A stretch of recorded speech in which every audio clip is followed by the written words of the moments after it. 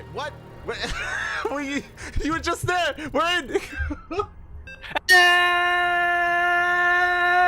And coming to you live from Rara, a village development committee in Mugu district in the Karnali zone of northwestern Nepal. The time of 1991 and at a population of 930. Here we are coming to you live here today for ESL Open Cup Asia number 228. Here we go. I'm of course your host Yaku of Yakuzaku, and with me today is El del Otto que está guardado en un frasco. Like _VIP. How we doing, Light? What's up, Yaku? What's up?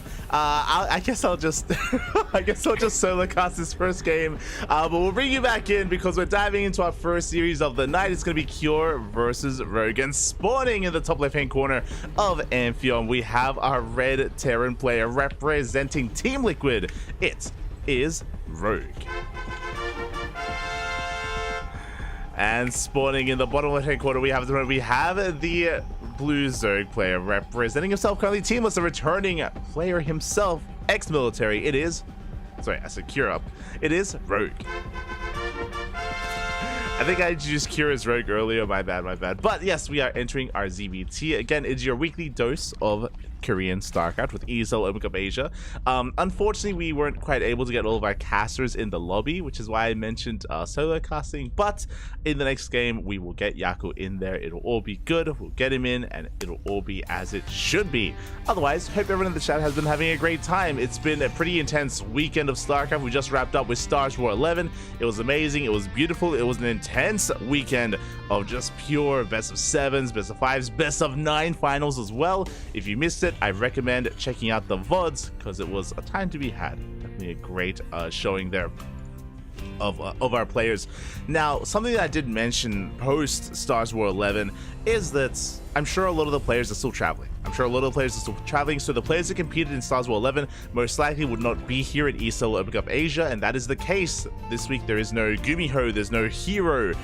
We are missing some of those players. There's no Firefly, of course. Some of the players that were traveling are not going to be competing here in tonight's tournament. It does mean that things are going to be shaking up a little bit differently here, but you have, of course, the players that weren't traveling that are here to win that prize money, to claim their championship here, as we have our Reaper getting across the map. Going to be dancing with the Lings. It was a Hatchcats full standard opener out of Rogue. Cure opening up with a standard opener as well, going for a reactor expand into a factory. Everything so far looking as it should. Looking as it should so far, as the Reaper does go down. Big overstep there by Cure as he does overextend. Behind this, going for a third CC before Starport, economic opener. But with the death of that Reaper, that means that suddenly Rogue can try to spice things up. You can go for something like a Roach Warren follow-up instead. You go for some kind of hidden tech. There is a lot more available here for Rogue that he could suddenly bring to the table. For now, though, droning. For now, he's droning, he's playing standard, he's just saturating his bases, and everything is looking as it should. As we're easing away into a longer game, there's a starport on the way. As you can see here, interesting, we have not gone for an add-on swap. We're making an extra round of Marines. There is no tech lab here for an add-on swap for the starport, so this is not going to be a Banshee opener. This is looking to be Viking instead, I imagine, as we're continuing to just pump out Marines, and we're just investing a small amount into Hellions. This is a unique variation. I'm curious. We're up to 1, soon to be 2 Hellions at this point. And we're going for the medevac. Okay, Cure, he's cooking a little bit here. We're going for an early drop instead with Hellions, with mainly Marines more than anything. With this, we can hunt down Overlords. I don't think we can really threaten the bases of Rogue too much, but as I mentioned, we can hunt down at least some Overlords, and we can apply some pressure to the third base. Maybe try to sneak in with the Hellions, potentially. This shouldn't be a Hellbat push, by the way. This shouldn't be Hellbats, just because we aren't going to have that many Hellions to work with. It's only going to be 3 Hellions. It's just not going to be worth it. And here we go. We have the medevac drop towards the left-hand side. We have the Hellions towards the right. Now, I'm curious if the goal here is to hunt down Overlords, or if it is to try to slip into a base and get economic damage done. We'll see. Behind this, we have the Liberator on the way. 2 more Raxes. It's going to be a 3-1-1 setup here for Cure. Pretty standard. And speaking of hunting down Overlords, that's exactly what we do. Overlord is going to be hunted down. We can see Rogue throw down the safety Baneling that's behind this. A little bit afraid of what could be on the horizon here. We have the Lair as a follow-up as well. Again, Rogue playing very safe here. If he was cutting corners, if he was being a little bit greedier, we would have seen a double Evo chamber. Instead, we have the Baneling nest, which will help against a Hellbat push. We know that that is not coming. We know that is not on the way. Marines, they do dip forward, and Queen's going to be able to shoot back the initial drop. Here, going to be forced back for now. Behind this, Stim is on the way. We're, of course, committing into our bio. We have Cure getting his third base here at the triangular location. Let's go. Has been taken. That's Marines. They dip on forward so far. Good target prank here by Rogue. Does show away that medevac, but we're going for another Overlord. So far, it's been 2 Overlords going down, and we're going to get a 3rd Overlord as well. Good pickups here by Cure. Again, nothing major, but this is stripping away some of the scouting here of Rogue and also getting quite a bit of damage done. 3 Overlords, 300 minerals. Likewise, Rogue getting into double Evo chamber, working towards his gas. Do see Cure just settling into his 3-base setup, gaining access to this area, mining through those minerals. Drop is still being active. We're looking to deny the 4th base, and can we? It's going to be close to cancel. Are we going to get it? We are not. Again, there is no stim. There is no combat shields. We shut down the helis, and we should shoo away these Marines as well. I say that we're going to be able to clean this up. Ooh, medevac goes down. Good cleanup here by Rogue. Does shut it all down. Overseer Scout is quite delayed, but is now finally coming in. Well, the Scout in general is delayed. We get full eyes here on the main base. On the Widowmine production on the Marines as well. And I believe Rogue saw the 3rd. He saw at least the minerals already mined through, so he's aware of the 3rd base location. You can see him checking on the right-hand side. And the problem with trying to punish this 3rd base, as you can see here, is the high ground. You have a big defensive advantage here with the wall off, with the high ground vision, with these rocks as well. So it is going to be difficult to really break through this. Back at home, we have our take of choice. It's going to be Lingbane into Hydra from the side of Rogue. Double jump on the left-hand side. He's going to be dipping into that main base. And Rogue, so far, is in position. Shoots away the first double drop. Liberator coming in from behind. Gets a drone, I believe. A couple of workers throughout the course of this game. Drone does go down. We can see Cure still being active, though, clearing up some creep. Doing a great job here, just keeping Rogue at bay. Oh! Mine shot is not going to be wasted, not going to be baited out. So far, good move out here by Cure. He does shut down. Oh, let's say that. Shuts down the creep, but both Widow Mines are going to be cleaned up. Again, Cure just making sure he denies any tumor he can get his eyes on, his hands on even. And now we have a 4 CC on the way. So Cure is not going for a 3-base all-in. He's just macroing up even further. Gets another active tumor. And can he get that final tumor here on the right-hand side? Barely not. He will not be able to. Rogue is in position.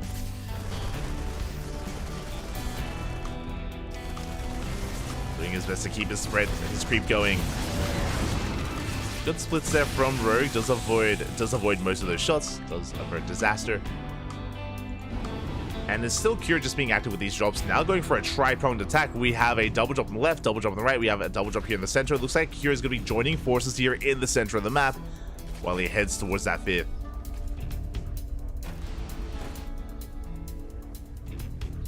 So far, Rogue has eyes on everything. So far, he is keeping up. 2 tours on the way for Rogue. We're working on Infestation Pits. Of course, Lingbane Hydra. Rogue coming in from behind as well. Ooh. Yeah, good drag there with the Widowmine. No big connection. The drop is forced back. At the same time, we still have eyes on the double drop on the right-hand side. Rogue will chase it down. And Rogue, he's been freely droning up to 83. He has a solid economy. He's soon to be working the Hive. What I should say here is that this Infestation Pit is late for Rogue, so his Hive is delayed. So that is going to slow him down a little bit when it comes to 3-3 and when it comes to Adrenal. Speaking of, we do need to start up that Hive as quickly as possible. As Cure is pushing in. There it is. Hive is now on the way. Cure catching some links on the right-hand side. Catches some Hydras as well. The right shots! Decent connections. Good connections there from Cure. Does catch out the Lingbane. So far, these have been good trades for the Terran. And behind this, he's getting his 4th base on location. It's already a planetary. And again, to harass this space, we still have to mine through these minerals and break down these rocks, and Rogue has not done either. Not yet. And he's working towards, okay, Ling Bane, Hydro Lurker, Viper. Lurker tech on the way. The Lunker Spahi. We're going to be pushing in. Mainly applying pressure here on the right-hand side. Also, because he's pushing on this side, it means that his base is safe and sound because he's kind of keeping the attention of Rogue here on the right side of the map. Ling run by, it's gonna get something done. Chips away at the depots at least, does distract Cure. Meanwhile, he's pushing.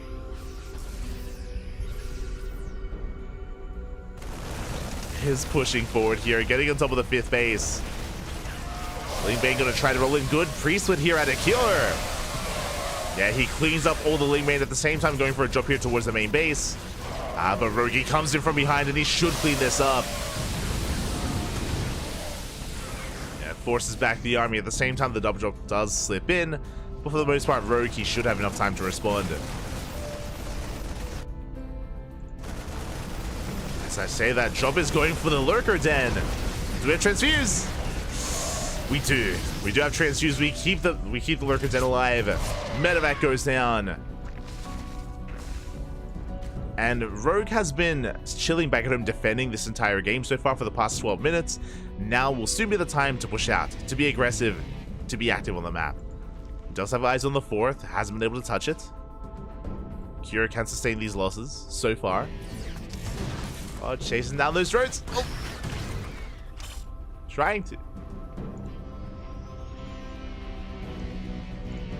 When it comes to Cure's composition here, I mean, he is working towards Ghost, which is good. I believe we have not commenced Liberator production yet. I'm afraid he's not quite ready for the Lurkers. Because the Lurkers, they're coming. Cure once again pushing towards that 5th base. Will get on top of it this time. Rogue out of position. Yeah, the hatchery goes down. Same time, double drop being active. Big connection on the Lings. Ooh.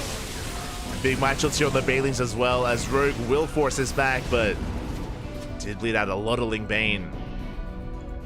And again, Rogue just has not been applying any pressure here towards any of these bases. I mean, now this 5th base is a little bit more exposed. It's more out in the open, more accessible here to Rogue.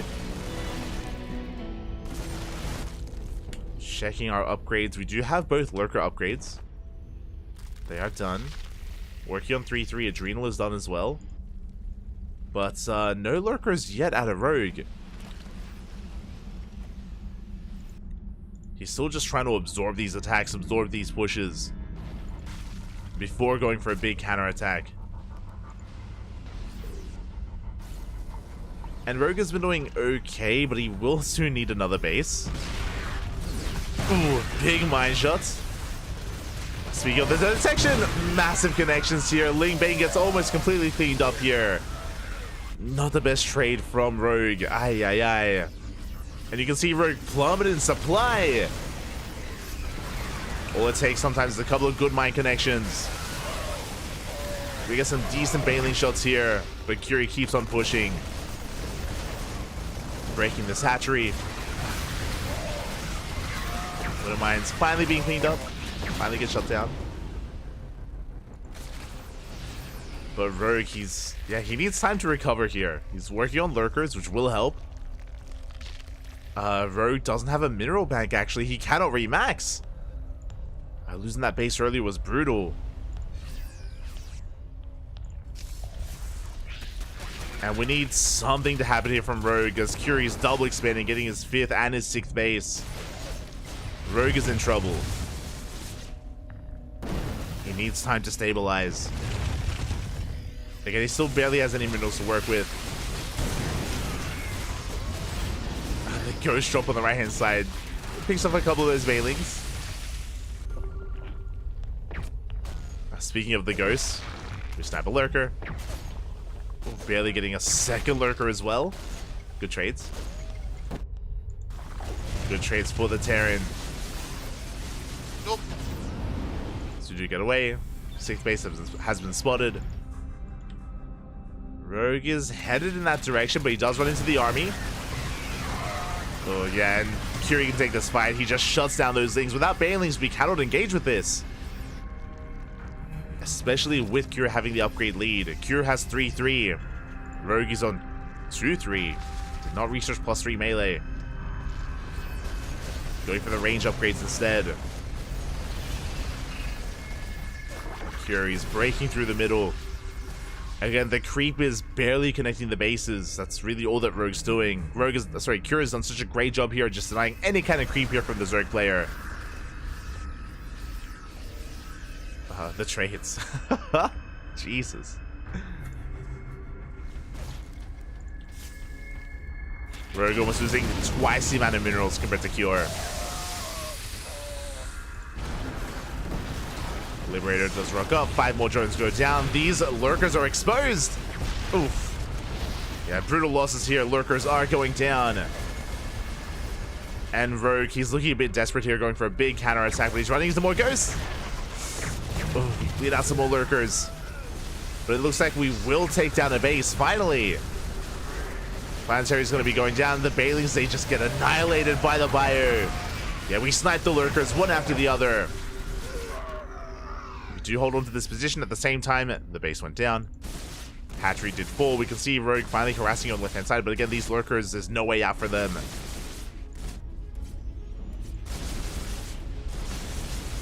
As we're just on the high ground. Yeah, we go for the scan. We clean this up. It's 3 more lurkers going down. And Rogue doesn't have a bank. We spoke about this before, but his economy has been struggling quite a bit here. Just lost a hatchery. Hasn't expanded towards the left-hand side. He's trying to take the center base here instead.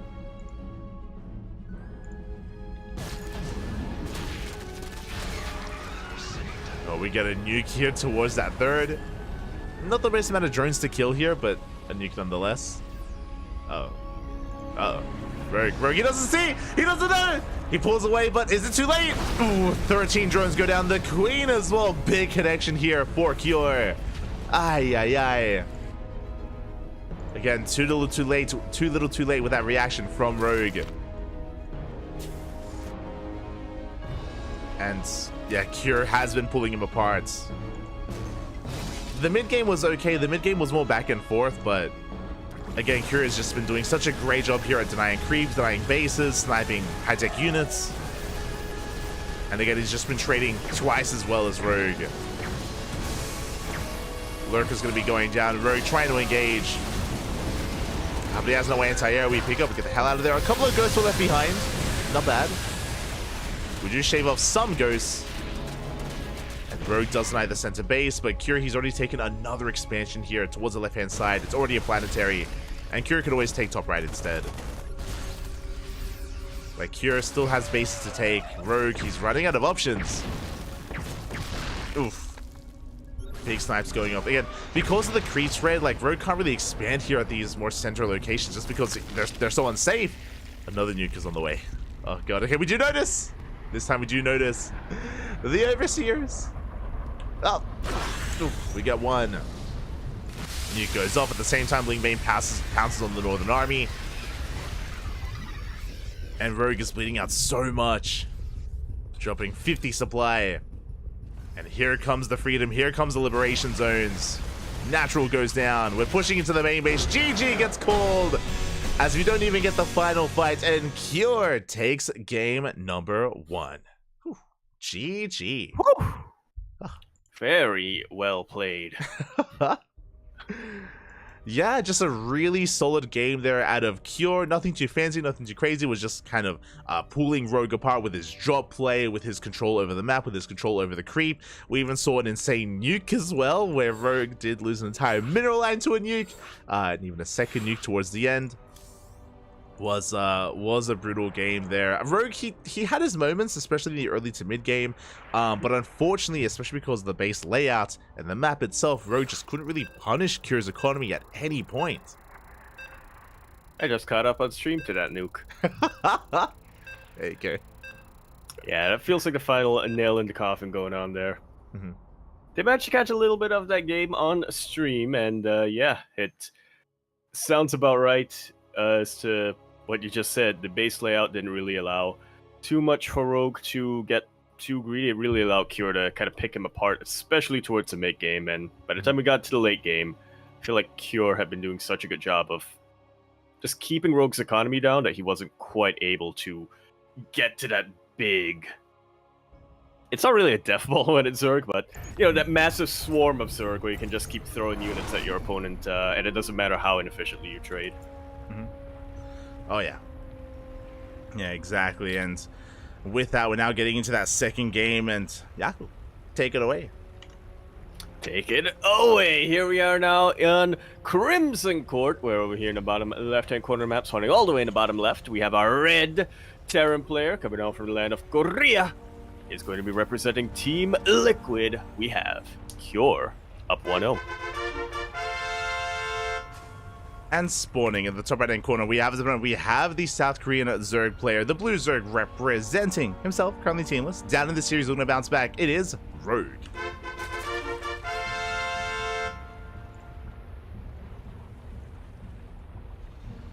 A little bit of a preview to what we have coming up on Thursday, I believe.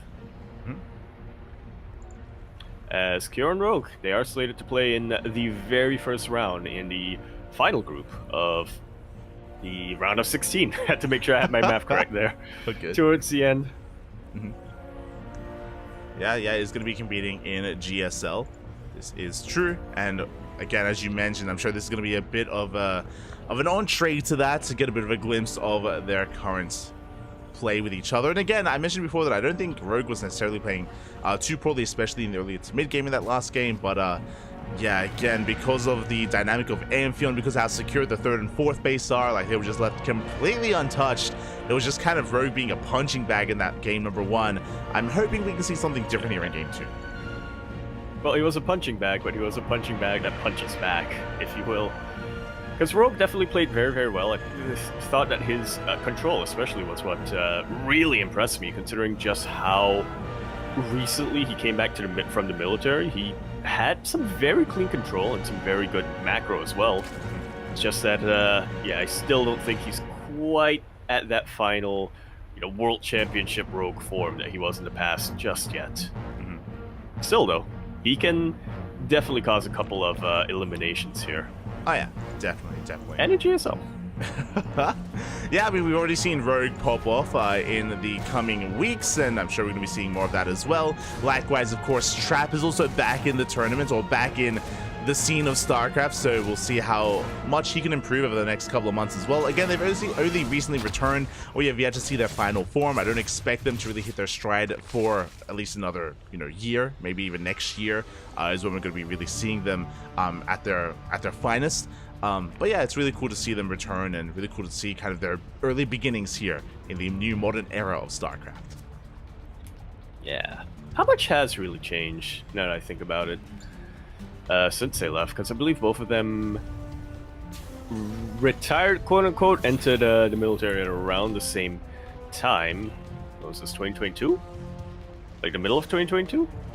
The start of 2022? Math. Memory. Yeah, it takes time. It takes time to kind of build back up. Yeah, I'm just trying to remember how different it was back then compared to the current meta. TVZ, it feels, hasn't changed that much. Yeah, TVZ, I mean, it's had certain eras. For example, like last patch, with Mass Cyclone, for example. But we've already patched that out, so Rogue kind of already missed that, right? He skipped over the Cyclone meta that was around for like a couple of months. Thankfully, I guess. We could only be so lucky. Yeah. It's one of the lucky ones. True. But for now, we are settling in, and this time we do see Cure adapting his build. Did still go for a third CC before Starport, but that is going to be, this time, a Banshee opener out of Cure. Yeah, something a lot safer coming up from him, but still something with a lot of damage potential, harassment potential as well across the map. So he is switching things up quite a bit. I have to wonder if the map specifically is making him a little bit feel that he's in less of a secure position as he would have been on Amphion. Yeah, exactly. And what's important to take note as well is that Cure did hide his build. Like, he hid this Banshee opener by going Viking first. Like, usually if you go Viking first, it's for a Liberator follow-up or to just go into medevac production thereafter. You typically will not delay your Banshees by intentionally going for a Viking instead. So Rogue is going to be unaware, and that is why Rogue has no spores yet in position. Exactly. With a Liberator, you can get away without producing any spores. You can just have your queens together, have them bunched up, and chip away at that Liberator outside of the Liberation Zone. But with Banshees, you need either spores, or you need a very quick lair and a couple of Overseers. Rogue delayed both of these. Yeah, and look at these positions as well. These are Liberator positions for these spores, so they're not quite covering the mineral line itself, not quite covering the drones, so Banshee's going to abuse this. Speaking of, Banshee does rogue up here at the third base, and the spore is out of range. Yeah, it seems like it still provides a little bit of detection, but not at this position, and once it's uprooted, none at all. Yeah, we can see Rogue, he's going to be rotating over his spores, trying to get in position. Meanwhile, Hellion run by here towards the third base as well. The drones, do they line up? Lings are here just in time, but they're getting roasted. Yeah, unfortunate here for Rogue. Wasn't quite able to split his Zerglings efficiently. They were only attacking from one end of that choke point. And you know what? We're still getting more damage done. 10 drones go down in total. The Banshee will barely manage to escape. Meanwhile, it looks like we have the second Banshee still chilling back at home. Still yet to move out, and we're even making a third Banshee. And do you see what I see? More factories. More factories, 2 armories, 2 cyclones on the way. Cure, looking to play mech. He heard us talking about the cyclone. He heard us talking about the cyclones, Papi. He heard us. He's like, "Well, you think it's gone? You think you think I can't mass cyclones anymore? You think Rogue missed out on that meta? Nah, Papi, let's go." And yeah, we're gonna be double. Initiate him. Oh no. Rogue, get out of here. So yeah, we do have cyclones on the way initially. This usually will switch into tank. We just have cyclones first for map control, and then we're going to be settling into a more robust like tank composition afterwards. Yeah, Hellions are good, but they are a little bit niche when you get to the big game. So cyclones are a really good way of rounding off your army, getting a little bit more of a sustainable and a solid map presence when you go in mech. Exactly, as the Banshees are still wreaking havoc, by the way. They got topped up. They got 3 more drones. They distract all the queens. At the same time, big Hellion run by here on the right-hand side. Thankfully, there's no saturation, so there's nothing to kill. But we just morph for the Hellbats. I know they're going for the base. Up! Yeah, Cabal Baneling's going to try to connect. They will connect with the Hellbats for the most part, but it's still not going to be enough. The Zerglings do get a good surround on the Cyclones, but they do get roasted entirely by the Hellbats. Yeah, everything goes down here, but in the end, I feel like that was better for Cure. Yeah, I mean, because it wasn't just Lings, right? It was a lot of Banelings as well, so a nice trade for Cure, mainly losing Hellbats more than anything. He's double expanding as we speak, taking the left-hand base and also throwing down the CC on location as well. Very bold move, very confident play here out of Cure, but will he get away with it? Because I see a Nidus Worm on the way. Rogue has had enough. He knows there's no way he's going to be able to march his units across the map. He needs to find a position where Cure is vulnerable, and he needs to send everything there. And what's more vulnerable than your main base?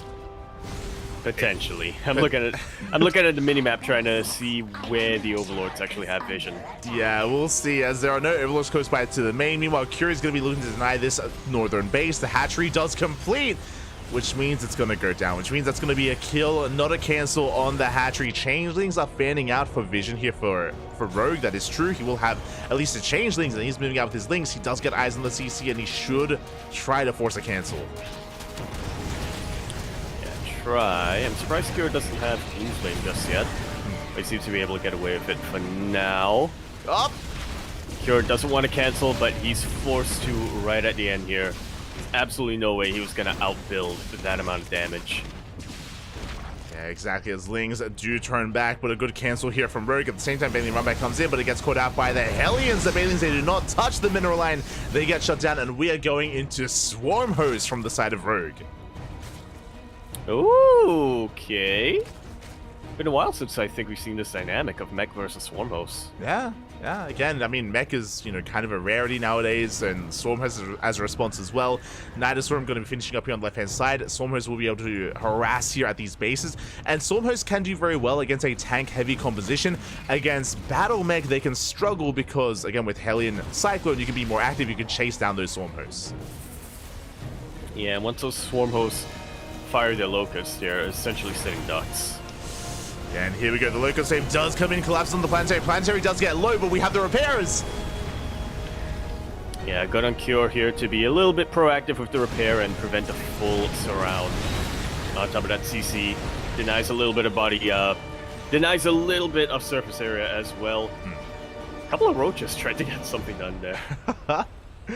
Yeah, the roaches were shut down. That wasn't intentional. We do shut down the Nidus on the left-hand side. Meanwhile, we do have a second Nidus on the right. It looks like we're waiting a little bit longer for the Locust Wave to come out, but we're counterattacking. And this means that that's a bunch of supply that's not at home to defend. Yeah, it's not at home to defend. It's going to try to attack here across the map. But again, Locusts have a limited time where they can be utilized. And Cure can even just lift up that orbital and out and just wait for them to finish up. Huge Baneling connections on top of these Hellbats, but now Rogue has nothing back at home. Yeah, there were no splits out of Cure. That was a good trade for Rogue, shutting down all those Hellbats. What about the tanks, though? What about the tanks as they're pushing on through? We have Cyclone support as well. The Swarm hosts are back home, but again, they don't have anything to do. They have no Locust Wave. They can body block?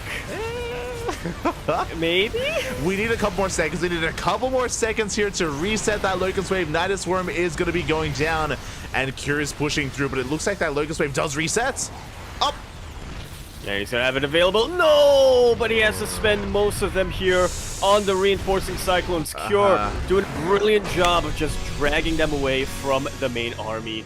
Rogue knows that GG is called. Cure gonna take that game and that series, the first series of the evening, in the round of 16, 2-0.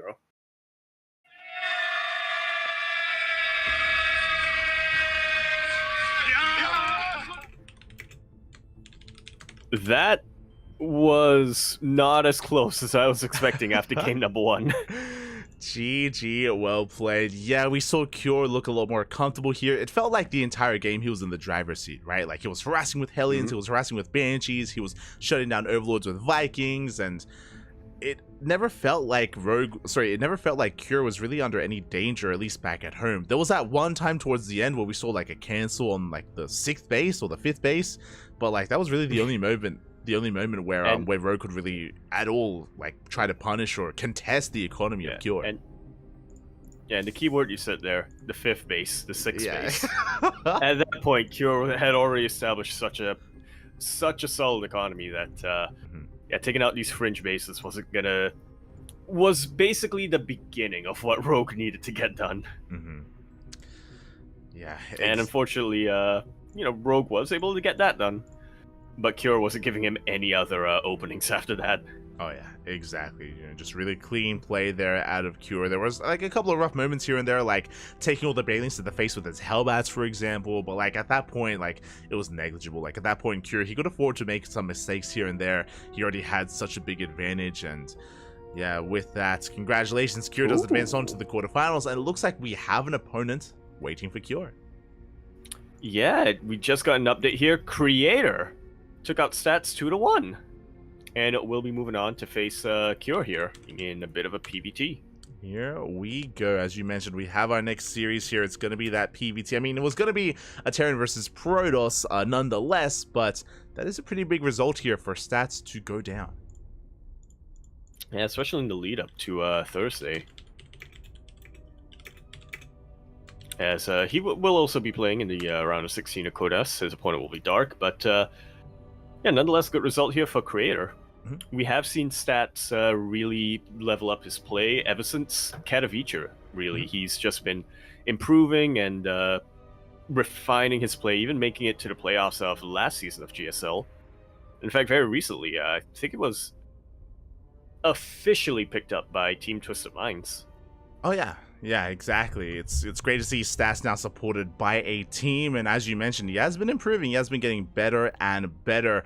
But he does meet his end here in the first round of ESL Open Cup Asia. Again, it just goes to show how brutal this tournament is and how brutal these online weeklies are.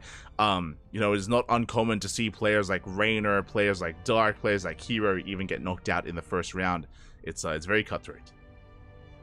Oh yeah, especially this week, as a lot of our regular players are away. They're playing in other tournaments. Hero, for one, a big name that we normally expect to be in ESL Open Cups, is currently in China or currently in a plane coming. He's somewhere where he doesn't have access to a PC, is what I'm trying to say. So, yeah, we do have fewer signups today. We have a perfect round of 16, but it is still 16. Some of the absolute best 16 players that we have on this side of the planet going at each other.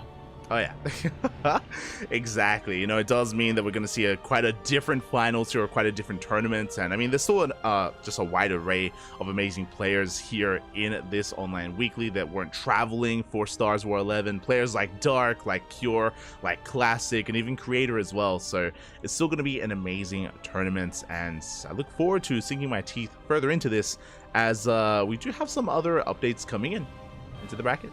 We do. A bunch of other 2-0s coming in, a couple of quick series that did conclude before ours. Classic beat Fork 2-0, which I suppose isn't too surprising of a result. We do think have some pretty high expectations for Classic over here. I would argue top 2 Protoss player in Korea right now. Arguably top 3 in the world. Yeah. Anyway, he's gonna be facing either Bunny or Sue in that quarterfinals, as that series is still going on. Beyond beat Rebellion 2-0, another somewhat expected result, I would say. Rebellion a little bit more of a semi-pro, still a very good player, but from what I can tell, not full-time competing, unlike Björn, who is full-time competing and is practicing all the time, and so that's about the result we expected from him. He is currently up facing Shin, who beat Ryung 2-0. I guess that result isn't too surprising, but the score, I would say, is a little bit. I mean, Ryung, he's always a player that can take it to anyone here. So, I mean, we could see him beat Shin. We can see him take it to the ace match, or even fall to him as well. So that is still a big win for Shin. Honestly, Beyond versus Shin is going to be a really dynamic matchup, and it's hard to call. I know there's a lot of like fanfare behind Beyond. I mean, how could there not be? But Shin is still one that can take it to Beyond and has beaten him in the past. So yeah, that's going to be a very difficult one to call in the quarterfinals. As you mentioned, already some big names facing off early on in the second round of the tournament. Likewise, we have our own series that we're going to be following as well. For those that are curious, I do see some people in the chat, and maybe there are some people that are tuning in for the first time. Usually when we cast here at ESL Asia, or any tournament really, we kind of pick a series and we tend to follow it. We tend to follow it further along and kind of stick to that area of the bracket, just so we can have more of a cohesive narrative. We try to avoid like jumping around back and forth from one half to the other half, and things can be a little bit more disorienting that way. So we will be sticking to at least the upper half of the brackets for the time being. Yeah.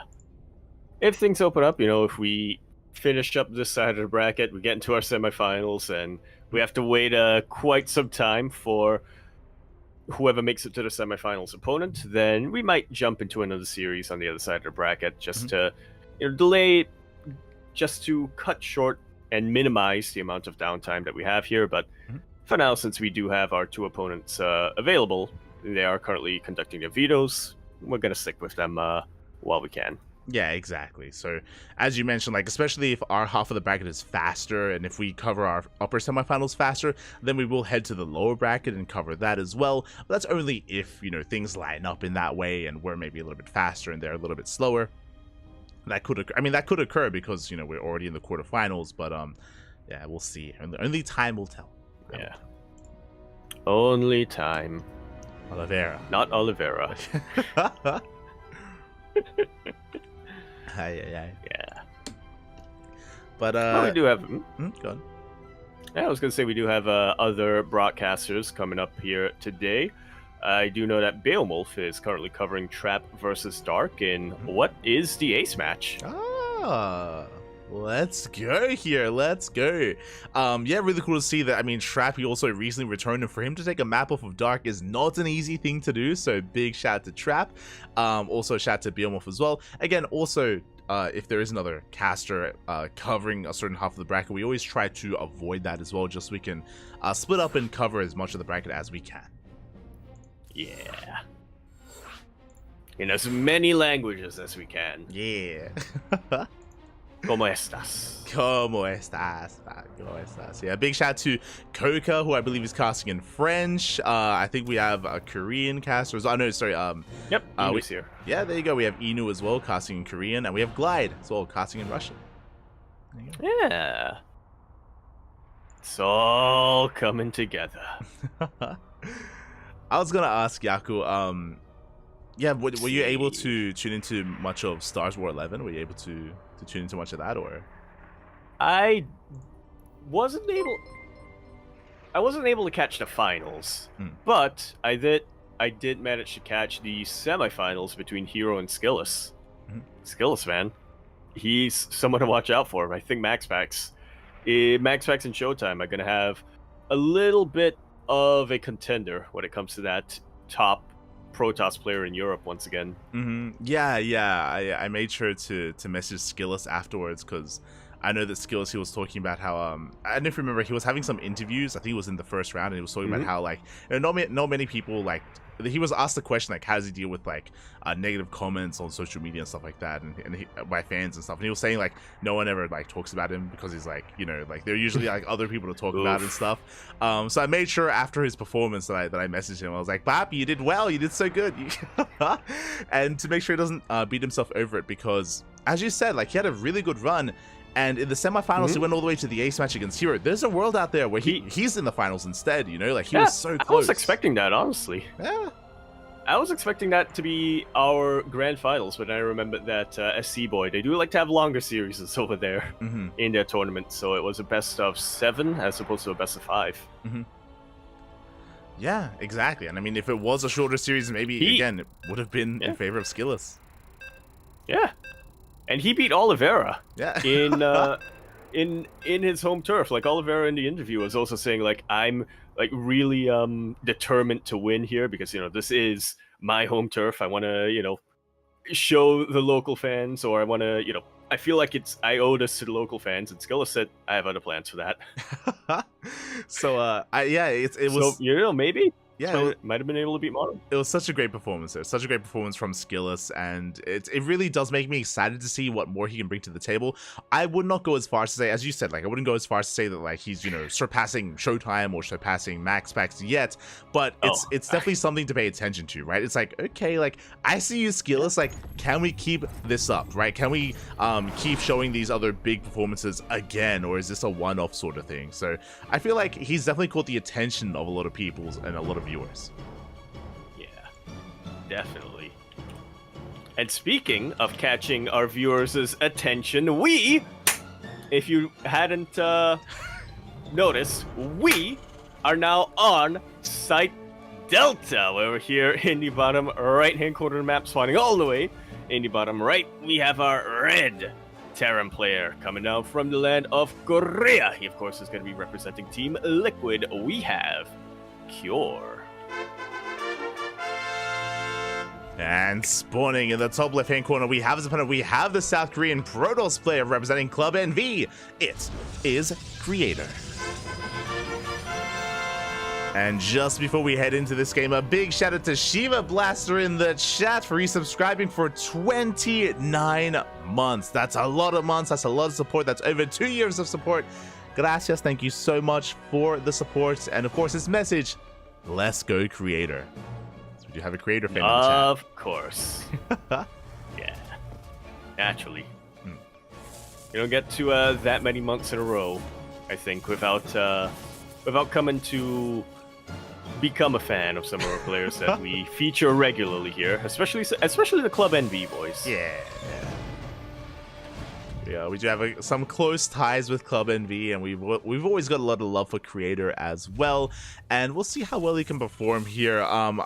We'll see, as Cure is, quite a titan himself. We saw him look quite dominant over Rogue just recently. We see Creator being quite a nuisance here, almost gets an SCV, does get them both quite low, but he's gonna have to try to avoid that Marine. I don't think he can. Oh. He cannot. He tried to be sneaky, but Cure, he can sense disturbances in his natural base. There you go. He is He's also skipping out in the Reaper. Yeah, this is so this has become a trend amongst the Korean Terrans. We see Beyond do this a lot, and we see Maru do this a lot. And we actually saw it over the weekend, where both Beyond, Maru, and now Cure, they often skip not just the Reaper, but also the SCV Scout. So they see nothing, by the way. They have no idea what's going on. They open up and play safe behind this, and they feel that they have the confidence to just react and respond to whatever comes their way anyway. So this is a bit greedy play here from our Terran player, as we have our follow-up on the way. That is a 3 racks, which I suppose should be expected. This is Cure that we're talking about. I was about to, did you just suddenly get some deja vu? Like, they're casting Cure in ESL Open Cup Asia like 3 years ago, doing the exact same builds. Every single game, every single time against Protoss. So he knows that one finals he played against Zess where they went all the way to the ace match, and every single time Cure went 3 racks. And then there was literally the week after that, I think every Protoss player figured out how to beat 3 racks. But Cure still insisted on doing it against every Protoss player he'd face. Yeah, for those wondering, again, we've been casting ESL Asia since its inception at this point every week, and there was a solid period in time in the earlier days. We're talking like 2020 era of StarCraft, yeah, or maybe even coming into 2021, where Cure was very much so he was known for his TVP. To be fair, he had really good TVP, and he was known for just 3 raxing. Yep. For a solid 2 to 3 months. That was all that he did in TVP. Yeah, and it left an impression. It did leave an impression. We saw it work at first, but after a while it just stopped being effective. At least when we were casting him, so we were a little bit baffled. At one point I had to wonder if we were the problem. If we were just like bad luck charms for Cure, because every time we casted him going 3 racks against a Protoss player, just didn't work, but he kept doing it, so it had to have worked. I'm getting more deja. This was the meme at the time, and we said the exact same thing. We're like, he keeps doing it, and it just keeps not working. What's going on? That was just the trend at the time. Meanwhile, Creator is going 4-gate. He's going 4-gate Blink Stalker, a very aggressive build himself. Sure, we have a lot of Marines, and Stim is about to finish. And how will these armies clash in the center of the map? Cure is going for his 3-racks timing with Stim. Meanwhile, Creator will have an abundance of Blink Stalkers to work with.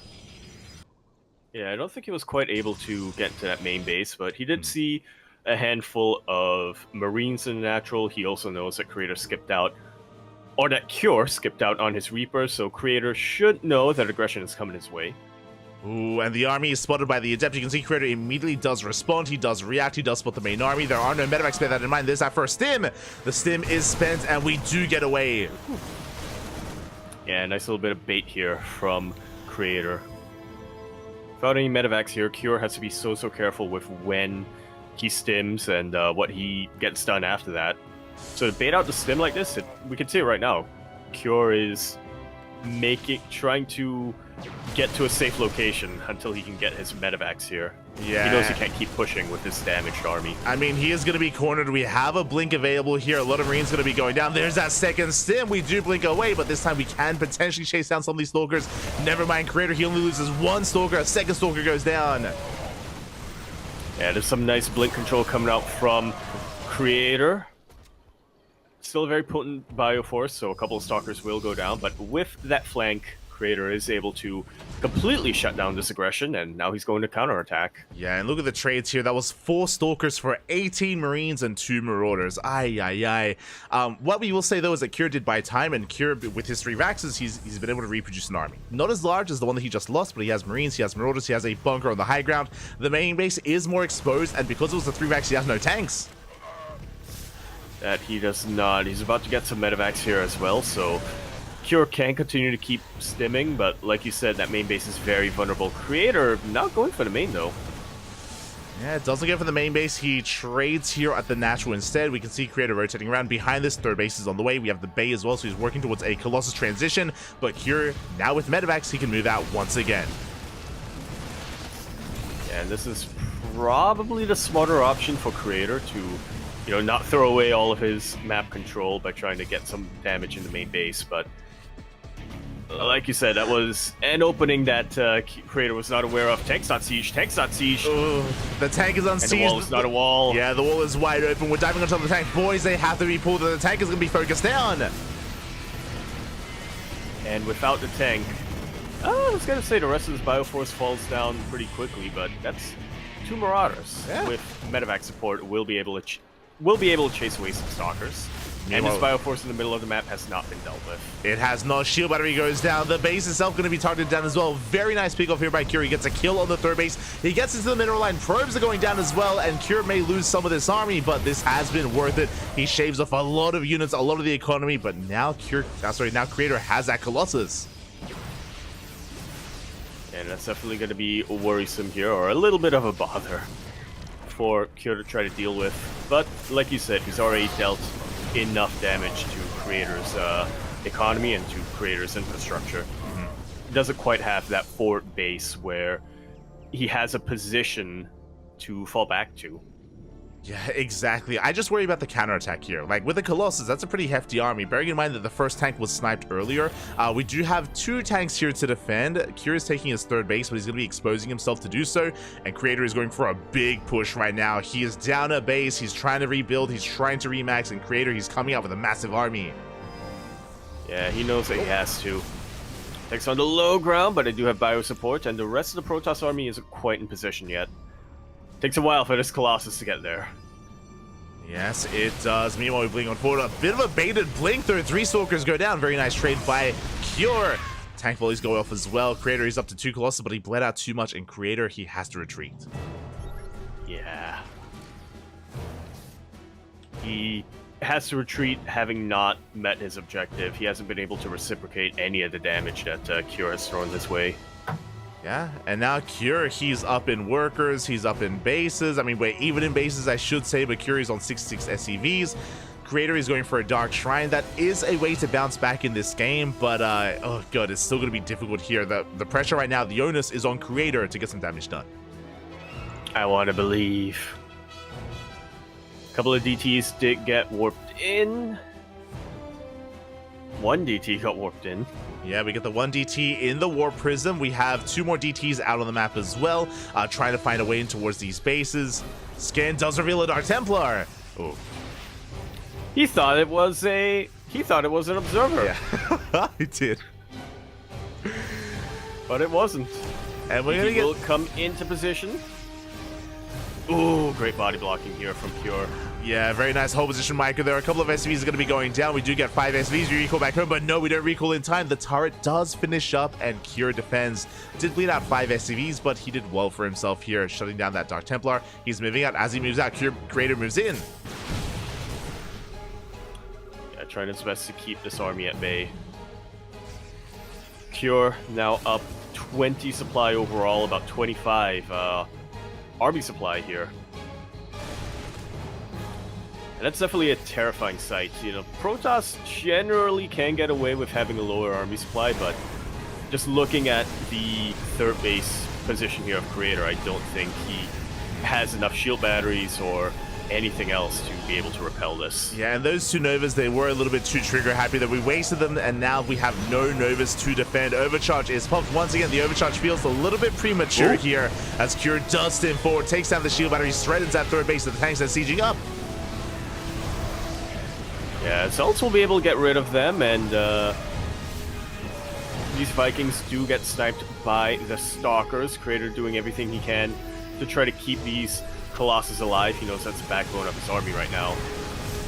Yeah, exactly. As now we dive on top of the crucial parts here, on top of the robo units. 1 Colossus goes down. Nova going to be going off as well, but a good split out of Cure. He does dodge it. Up. Oh. And for the most part, is able to dodge the second one, but will still be taking a couple of hits. Bioforce is starting to thin out. Reinforcements are coming in. A couple of well-timed stims can absolutely turn the tide here for Cure. Loses a lot of his Stalkers, loses one of his Colossus and 3 of his Disruptors.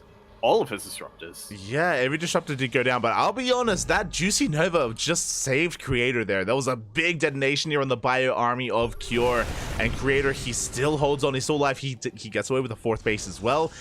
Cure just now getting his own 4th instead. Creator is still in this, but as you mentioned, losing all those Disruptors is brutal because he has to rebuild. He does have to rebuild, but he has a little bit of time to rebuild. You know, he's really bloodied the army of Cure quite a bit. It's going to take a while for him to get back and gear up for push number 3 at this point. Yeah, push number 3 at this point. Yeah, it's Cure. He is just amassing his army for that 3rd wave, as you mentioned. Creator, he does have vision here in the center of the map, but you can see that we're rotating around. The Zealot is going to be able to spot this. Does confirm Creator is getting ready, but again, Creator, he barely has an army. Yeah, he had a little bit of time to rebuild, but not enough time. Scan will confirm the positioning of the Protoss army. Does confirm tanks going to be sieging up. The first tank does survive. The overcharge is going to be popped, but again, we just don't have enough firepower here. Yeah, everything gets pushed back. Stalkers not quite able to deal with these Vikings. Colossus somehow staying alive. Quick little warping of Zealot will provide a bit of a buffer, but that battery overcharge does run out, and with it, so does the life of Creator. GG is called. Cure takes game number 1. GG, well played. Cure does take the game there. I mean, it was a very chaotic game. It was back and forth is what I will say, but there was that moment, there was that fight where Cure was able to just snowball out of control, where his second wave was able to come in. That was the moment when he killed the Nexus. If you remember, he killed the Nexus, he killed all the workers as well, and yeah, he just more than paid for itself, and he didn't take any damage from the counterattack. Yeah, none at all. Damage that I really thought would have been dealt, just considering the fact that he only had 1 tank on the high ground there, and it did get blinked on top of very, very early, but I guess it goes to show the power of Marauders. Marauders with medevac support, I should add. Yeah, I remember the moment. It was 2 Marauders with some medevacs above, and they were able to hold the line there. They forced back the Stalkers. I do agree that I think Creator was banking a lot on that counterattack to either drag back the army or do some critical damage. It did nothing in the end. I mean, it killed the tank, but that's all it really did, and that means that Cure could focus on his push, and that's where he just did game-ending damage there, and was able to snowball out of control from there. Yeah.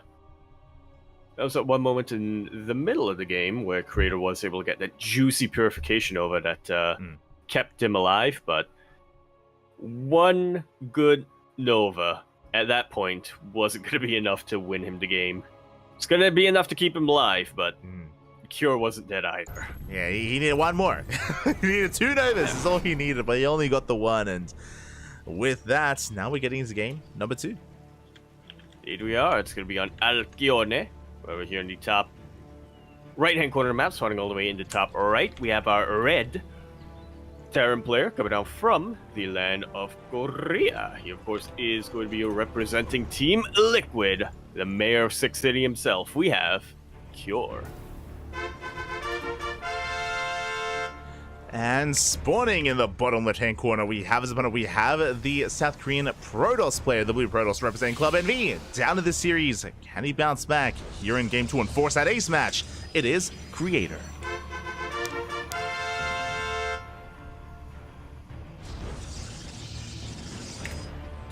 Here we go. I'm excited. I cannot wait to see the 3 racks. I can't imagine we're going to see it again, because if you remember, the initial 3 racks actually didn't do much. It got cleaned up. Like, the start of the game was pretty good for Creator in that first game. I guess it was the follow-up, right? It was the second wave, the second push. That's what really got the damage done. That's what Creator was not able to defend against. So I guess you can make an argument for it, but I feel like Cure is he's gonna mix it up a little bit. Yeah, I guess it's no longer 2021, so he has evolved a little bit in this matchup, but we'll see.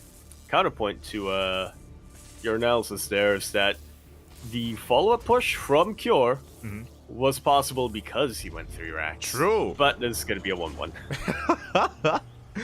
Yeah, it is a double gas opener, so it's going to be a racks into factory here, followed by the command center. So something a lot more standard from Cure. Less economic, to be fair. If you remember, we had a more economic opener in the previous game. So we'll see where this leads. We'll see how aggressive we want to be in the early game. Yeah, it's looking a lot more standard coming out here from Cure. Double Reaper, I imagine single Hellion. We have been seeing a couple of Terran players go for a little bit more of a souped-up version of the Scouting Force. Things like triple Reapers and triple Hellions as well. Yeah. We have seen that. We saw that a lot from Maru over the weekend as well in his TVPs to go Reactor Reaper Hellion. As we can see, there's no Reactor. There's no Reactor here, so we're staying light here on the Reaper production. Getting into our third Reaper, we do dip in across the map, and we have our tech of choice from Creator. Yeah, once again, that's going to be a Twilight Council going to be coming up. I mean, it's going to have to be Blink from here. I mean, Twilight Council, it's got 3 upgrades, but in PvT, you don't get glaved, just in general. And sometimes we see charge, but if we did, we'd see a lot more gateways. For sure. And as you mentioned, there it is. Blink is going to be on the way. Now, whether we go 4-gate Blink again or maybe a different variation of Blink is yet to be determined. After game 1, I don't expect to see 4-gate Blink. I would not be surprised if we go 2-gate Blink into a third base. As I say that, though, we are getting up to 3 gateways already. Yeah, and the Robo facility follow-up, so we'll see what comes out first, if it's going to be an Observer or if it's going to be a Warp Piston. Oh! This is nice. This is a cute little move here from Cure. They can use the KD8 charge to just jump over a building. There we go. He does dive into the main base. Is going to be shut down here, trying to get some extra scouting information. At the same time, Hellions are diving into the natural, trying to distract Creator. We get some big volleys off. 2 probes going to be going down, and we get a 3rd probe just barely towards the end. Yeah, this harassment force will get cleaned up, but that's pretty decent here from Cure. Definitely once again going to try to go for that mine jump. I was going to say rocket jump, but it's technically not a rocket. So. Yeah. I mean, it's kind of the same premise there. Unfortunately, not able to knock ourselves into the main base a second time. Regardless, good economic damage was dealt there by Cure, and we're following it up with a mine drop. Again, a follow-up we don't often see anymore here in this matchup. The Reaper does get in, by the way. Yeah, I got the rocket jump. Mine jump the second time. Their mine's going to go off on single probes. And yep, Creator should be able to get rid of that. Reaper doesn't make it out alive, and neither will the mines. Yeah, we do try to split them up, and it looks like one Widow Mine gets shut down, the second Widow Mine as well. Creator has successfully defended, and oh, I spoke too soon! That could be a problem. It could be a problem. It could not be a problem. It's true, as we are going to be waddling in, but we have Stalkers in position, and we do thankfully shut down the Widow Mine. Whew. I'm gonna say that this was intentional from Creator. He lulled Cure into a false sense of security only to strip it away right at the end. Yeah, like, Papi, just let me cope a little bit. Let me cope. Okay. It was intentional, man. It was intentional. As you do see Creator dipping out across the map for some harassment. We don't find much damage though, as Cure is fully fortified, getting up to his 3-1-1 setup here, working towards his upgrades, his add-ons. We're working towards Stim, Combat Shields, and +1, and we're being active with our drops. Meanwhile, Creator has opted not to go Colossus this time. We're going for Storm. Yeah, very early Storm, which is a much bigger risk to say the least. Storms can be a little bit hit or miss when you're using them defensively. They can zone away the army for a little period of time. But once you run out of Storm, it's not too difficult really for... there's pretty much nothing holding the Terran army back. Oh, exactly. You have to be very careful with your swords. Meanwhile, we do feedback the medevac, but we get the unload nonetheless. Marines, they get into the natural base. Probes are being targeted down. We get 6, 7, 8, 9 probes already here. Very nicely done. Medevac is going to be shut down, but this was worth it. Again, this was in conjunction with the Raven harass earlier, which also killed a couple of probes, but very nice damage dealt here by Cure. Yeah, once again, going to slow down the economy of Creator, and High Templar are pretty expensive units. Taking out 10 probes like this is absolutely well worth it here for Cure. Creator not quite saturating that third assimilator, or the fourth assimilator either, so that's going to eat into his gas even more. Creator doing whatever he can to slow down Cure, including delaying that third. It's Sutton. Yeah, but I'm not sure it's going to be enough. He gets a couple of SCVs, delays the third base. It is something, as you mentioned, but we need more damage as Cure pushing through the center of the map, reinforcing it with the Zonaga. Meanwhile, another mine drop here, a bit of a later mine drop that we don't typically expect to see, so it is going to be catching Creator off guard. We'll see if he can react in time, though, as Cure is going for that 1-2 punch. Widow mine drop does come into the natural. Oh, and we do have a reaction. Nice little drag away from that AoE damage. Medevac survives, but the Widow Mines will get 2 probes in the end. Yeah, good defense here by Creator. At the same time, Cure did not push in with his main army, so he didn't make use of that distraction. He's just biding his time, building up his forces, and teching up as well, as I believe the Ghost Academy just finished up here at the natural, and we're in the midst of taking a third. Oh my god! Huge storms right on top of this bio army clumped together. Huge chunks of that army do get taken out. It's mostly Marauders that survive towards the end here, and they won't be doing too well against these Zealots. More importantly, though, Cure has just lost his map control. He has lost that map control. He does have a tank in the back line. He has Widow Mines setting up as well, but Creator, he wants to go for the kill. He wants to go for the throw. Chargeless, they have arrived. First mine shot is going to be baited out. We have 3 mines left, and we're diving in, and we have another storm. Yeah, nice and juicy storm. Cure able to pull away most of his bio towards the end there, but that's a lot of damage being dealt. It isolates the tanks and allows them to get picked off, and without the tanks, this Bioforce really cannot stand on its own. Exactly, especially with their storms. They were insane. Big storms here on the army. We denied the third base. We get to kill the third base. GG gets called as Cure scans and sees the third, and Creator will tie things up 1-1. GG. Nicely done here for Creator. A little bit of a reversal from game number 1 here. I say that. Cure was still playing aggressive, but a very different style of aggression. Creator this time, though, was much more prepared to deal with it. Mm-hmm. Oh yeah, he was prepared to deal with that aggression. Likewise, as you mentioned, we had a very early storm timing from Creator that he was able to make full use of as well. Not just that, but it was a big deal that he was able to catch Cure off guard and unawares in the center of the map. As it all started off with those 2 big juicy storms on Cure's army, and that just started the snowball effect of Creator. Ooh, very nicely done, and I mean, hey, we have a series. We do, in fact, have a series on our hands. A best of 3. That's going to be going to the ace match. You know, that storm, it caught Cure off guard, and it caught me off guard as well.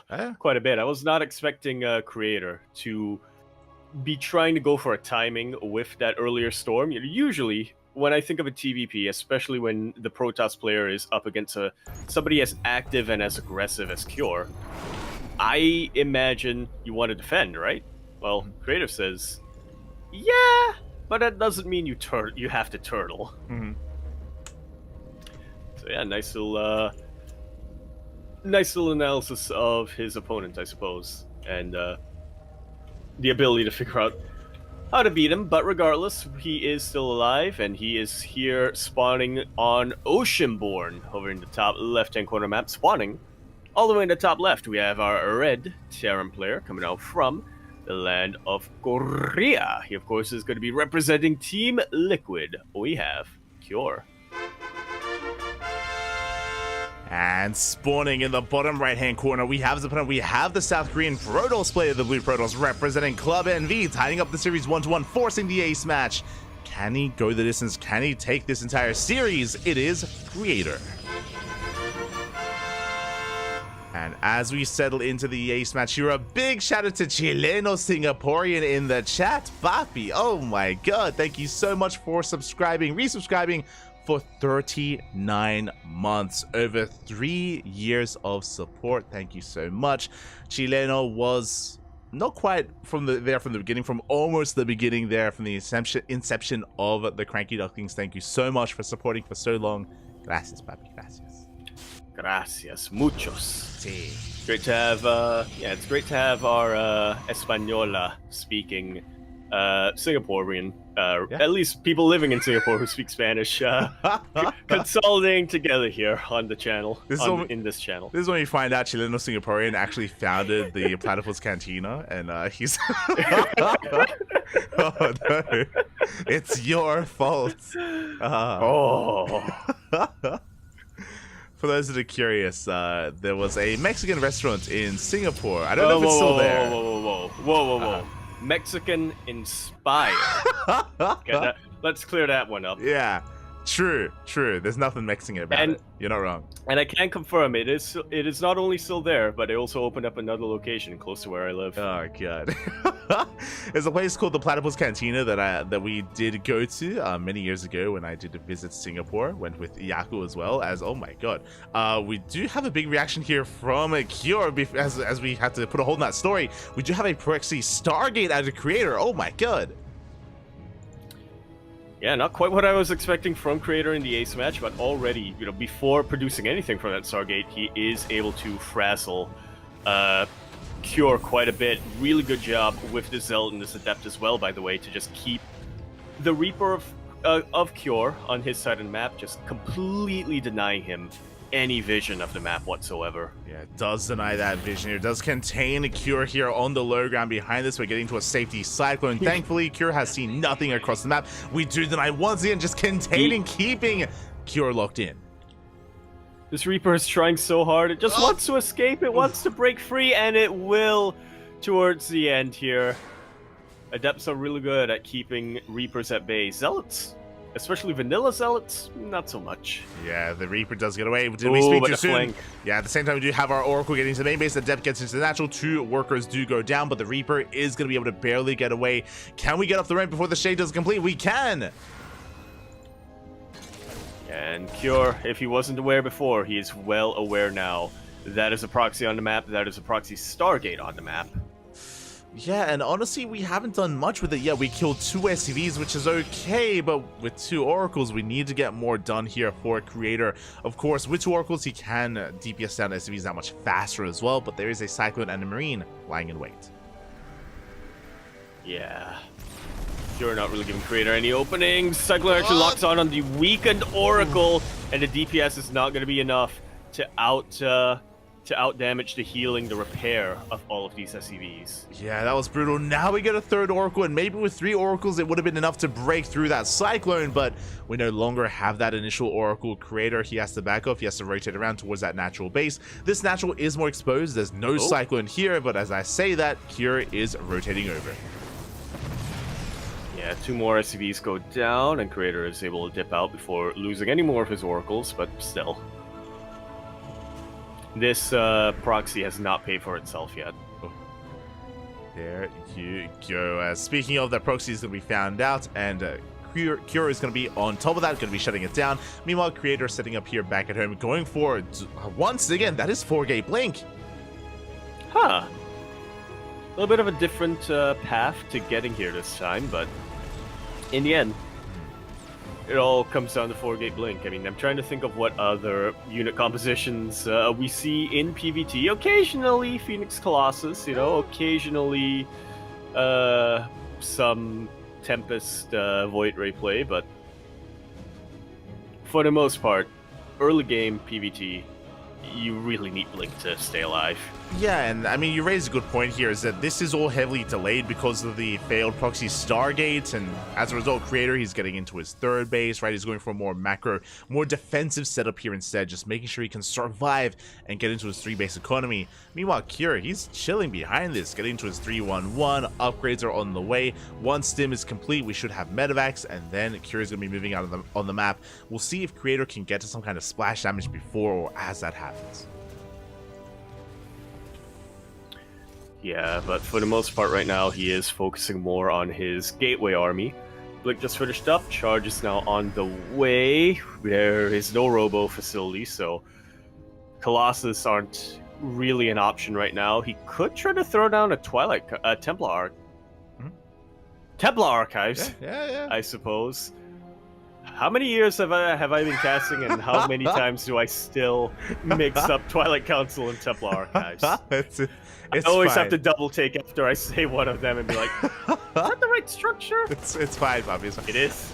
I did the same thing in my mind. Like, whenever I say Temple Archives for the next, like, 3 seconds, I'm thinking to myself, did I say the right thing? I'm like, no, yeah, I said the right thing. It's all good. But I'm never sure of myself, as we are going to be avoiding the main army. We blink as the main. Stim is going to be stunned. Oh, it finishes just in time. Yeah, unfortunate here for Creator. He's gonna at least be able to deny combat shields, but that is still not the most impactful upgrade here. Or not the most impactful upgrade to deny, I should say. Yeah, exactly. A Stim did completely punish Creator so hard that so many Stalkers just went down. That was 4 Stalkers falling. And now Creator, I should say, is on the back foot. He has to race back home. We have a Viking harass here in the main. Is going to be shut down. We get 2 more probes, and Cure is pushing. He is. There's no reason for him not to. Oof. Creator gonna try to do everything he can to slow this down, especially if he can snipe a mine or a cyclone, one of these factory units, but Cure is positioning his Bioforce in such a way that if Creator ever tries to do that, he's gonna take damage. He's gonna take a lot of damage. Yeah, exactly. As we do see Creator just rotating around towards his third base. I mean, charge is done. He has his army, does catch the army with a stasis as well. Very nicely done here. Full medevac goes down as well. Good defense by Creator. At the same time, Cure does drop into that middle line. 6 probes go down. Thankfully, though, it was only a mine drop, and a Creator can focus on his counterattack. Just like that, Creator's back in this game. He is back in this. What do we have to defend, by the way? We have a couple of Widow Mines, we have a bunker, we have medevacs, sure, but not much to actually support said medevacs. Oh, you can see the Creator, he is going to be distracted. He does pull back to deal with these Marauders. Yeah. Try to deal with that. Nice placement of this spotter pylon, by the way. I does spot the army and will shut it down, but this is giving Cure some breathing room. He's able to buy some time. Cure, he's rebuilding, he's remaxing back at home, he's stabilizing here on his side of the map. Yeah, he's doing all that, and he was harassing a little bit with this Widow Mine, but it seems like it was only able to get 1 probe in the end. And the 1 probe went down, third base now being taken. Cure is just securing himself on his side of the map. Meanwhile, Creator is taking a 4th base. We have survived any kind of danger that Creator was in earlier. He is now no longer in, and we have our splash damage of choice. Once again, it is going to be Storm. Yeah, might as well at this point. I'm a little bit surprised that we don't see a robo facility yet, just to have access to some observers or warpism. There we go. Yes, as I say, that Creator throws one down. But yeah, trying to get into Colossus from here, or even Disruptors from here, I think would take too much time. Yeah, it's wood, and Creator is still just poking in, but that's a lot of mines here. Takes a mine shot to the face, takes down the Widow Mine at least, but yeah, this bio army is not one to be trifled with yet. As we do have another drop across the map, Cure has been so active with these mine drops. He has. And every single time he drops a Widow Mine, Creator has generally been on top of things, but it does kind of spread his attention. It does kind of spread Creator's attention thin, so the more Cure does it, the more likely he's able to get a huge connection and completely wipe out a mineral line, potentially. Exactly. We don't quite get one here in the main base, and now Creator, he can focus on his defense back at his natural as well. We do blink in, and the medevac will barely be able to escape, just barely here.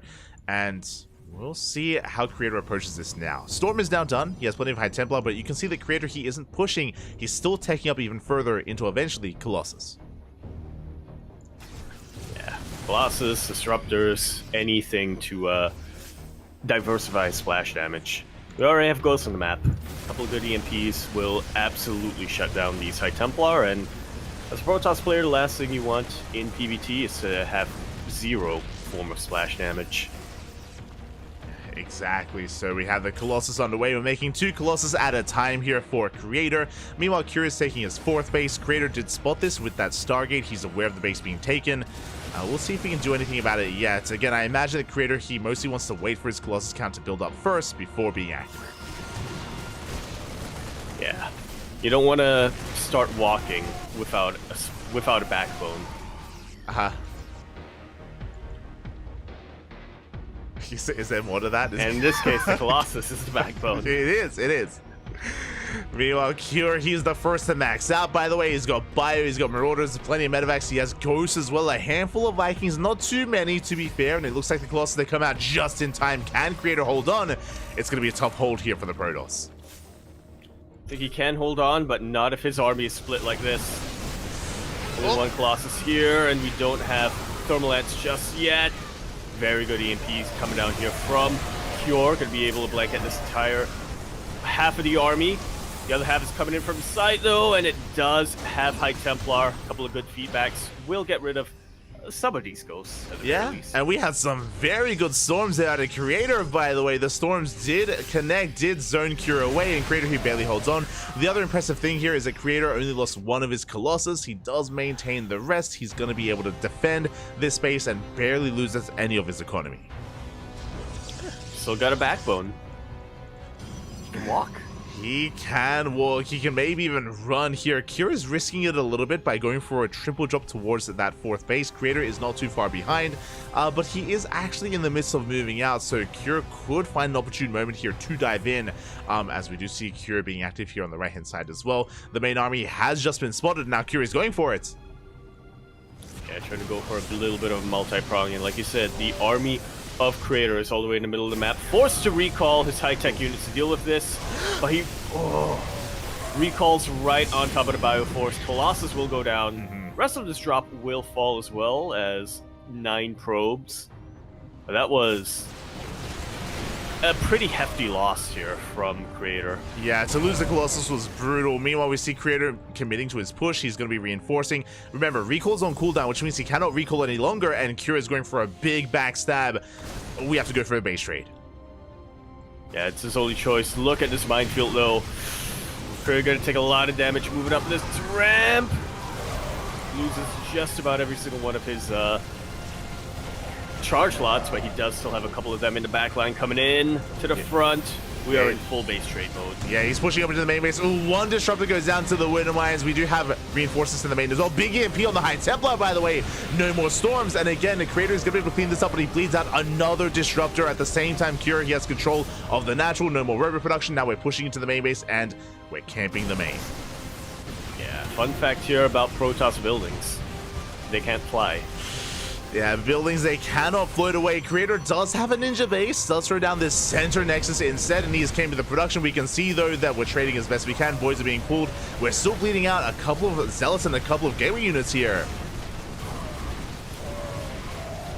Yeah, but as long as Creator keeps his units that shoot up alive, he still has a fighting chance. Cure now floating his production, trying to get them towards that planetary, not quite a planetary fortress yet, actually. Yeah, and another thing that's really important, actually, is that these High Templar, they were EMP'd earlier, but they didn't die. They're regaining energy right now. They can soon storm once again. We have 2 storms in the chamber. Planetary is done. We're floating on over. This orbital base is gonna be going down. Just barely. No, we have the repairs. It does go down. Does go down, but the rest of the production is still up, and we do have another planetary fortress there. That building is a planetary, so it's gonna hurt quite a bit for Creator to try to fight into that, but I guess he doesn't have to. He recognizes that he does have a little bit of a better army. It's larger, and it does have more spellcasters. The one chance Cure has here is EMPs. 1 EMP will connect, and the Warp Prism goes down. Yeah, no more tripling potential here for Creator. Yeah, the Prism goes down. We get the hell out of here as well. We do snipe one of those medevacs towards the end. 1 medevac does fall. Barely didn't have any units in it. We did manage to get away, but as you mentioned, Creator in a head-to-head fight, he can win this. He can take down Cure. Yeah, it's all about whether or not Cure gives him that fight, though.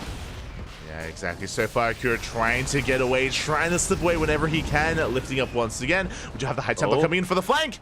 Up. Yeah. I don't think he can feedback, though, because those medevacs don't really have any energy on them. Yeah. Could try to storm, but storms can pretty easily be avoided in the air. Yeah, the storms get thrown down. That was 2 storms spent. At the same time, we're going to be recalling it towards the left-hand side, trying to catch that drop. Cure does have a base up and running. He does have an economy, but so does Creator. Not so much, actually. No. Barely any mining. Yeah, Cure has an economy. Creator has mining? Yeah. Yeah.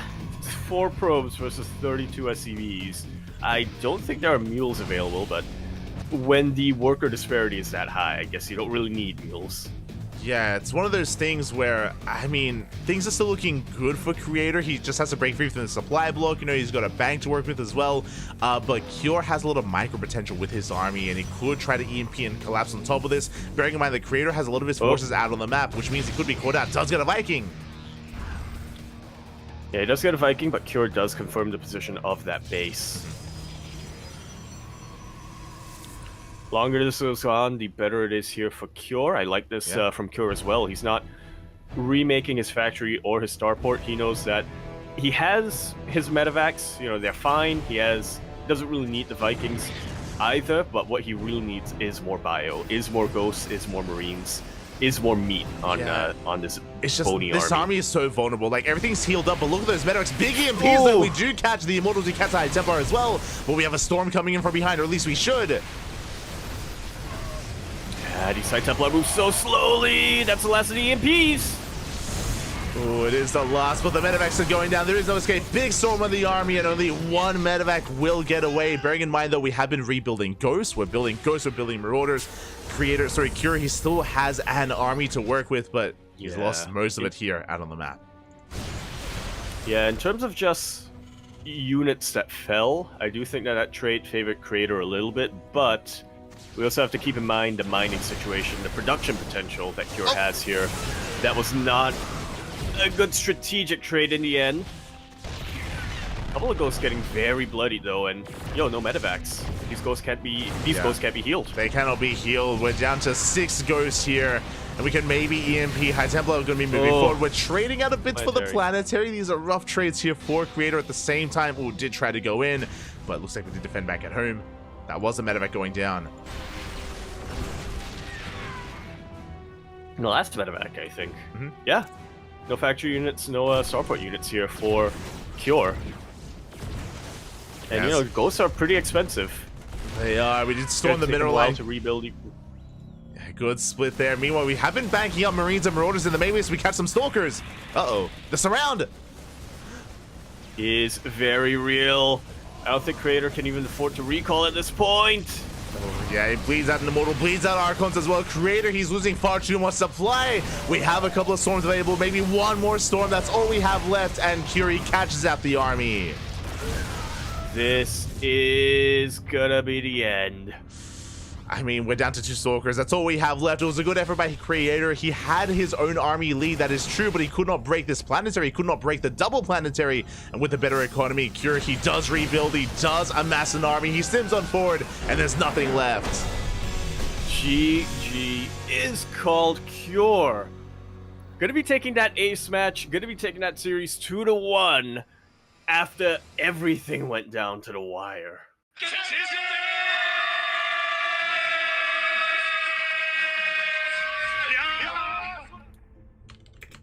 Oh lord, that was, I think, one of the closest base trades I've seen in quite some time. That was intense. That was absolutely post-apocalyptic, right until the very end there. Cure lost basically all of his production, aside from 3 barracks, but he still had that planetary fortress. He still kept a lot of his SCVs alive.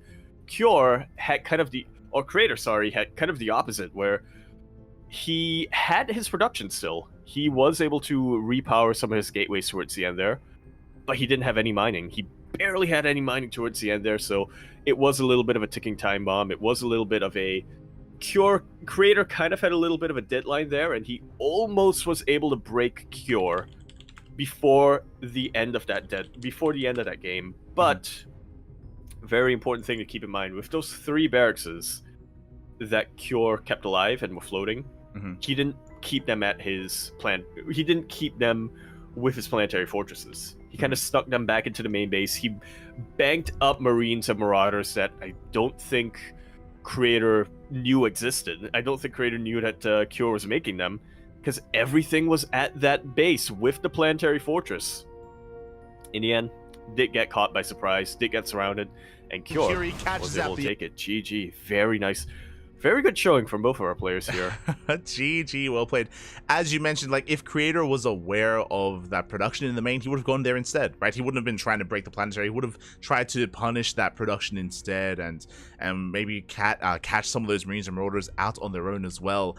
But as you mentioned, he was unaware. He got caught off guard. He got surrounded. GG, well played. Very impressive win there by Cure, and he advances on into the semifinals. Yaku, we have some updates to go over. We have a lot of updates. That was a series that took a little while here, as we just went down to the ace match. And is there such thing as an ace match within a game itself? Because that's how close it felt. But anyway, we do have updates here. It looks like Bunny actually beat Sue 2-1, which is a pretty exciting score there. And so he did move forward to face Classic, but that's unfortunately the end of Bunny's run, as Classic did beat him 2-0, and he will be facing Cure in yet another PVT here in the semifinals. Shin actually took out Beyond 2-0. That is a result that I think anyone wouldn't be too surprised at, but the fact that it was a 2-0 and not a 2-1, I think, is a little bit more surprising. So very nice by Shin here. Definitely shows that he is quite in form. He is moving forward to the semifinals to face Dark, who beat Cyan 2-0.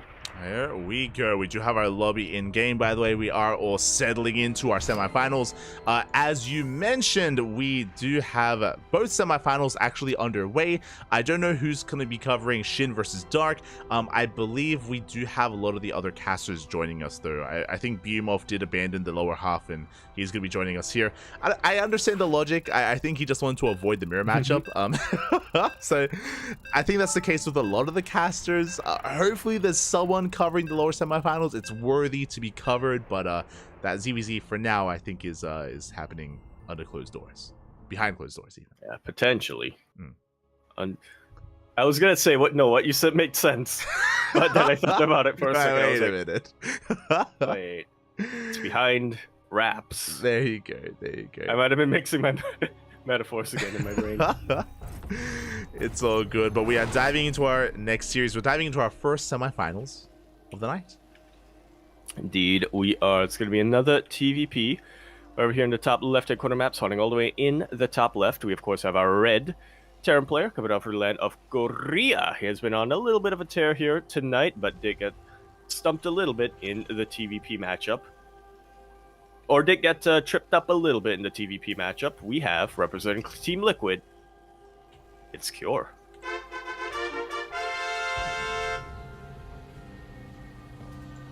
And spawning in the bottom right-hand corner, we have his opponent. We have the South Korean Protoss player, the blue Protoss, representing Twisted Minds. It is Classic.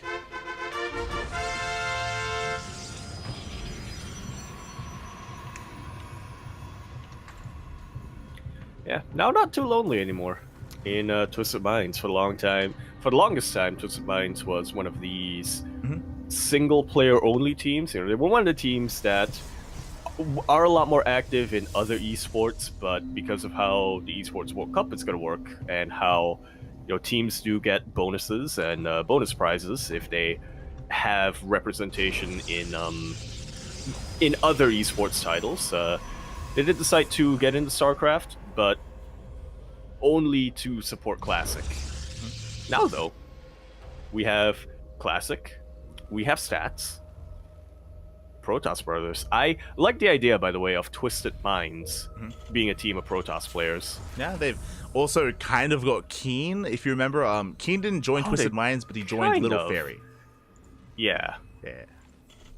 Yeah, it was similar with Stats, joined Little Fairy and then played on Team Twisted Fairy, or is still playing on Team Twisted Fairy for WTL, but then after a while, did end up getting picked up by Twisted Minds, so still going to be playing on Twisted Fairy, but going to be less fairy and more twisted.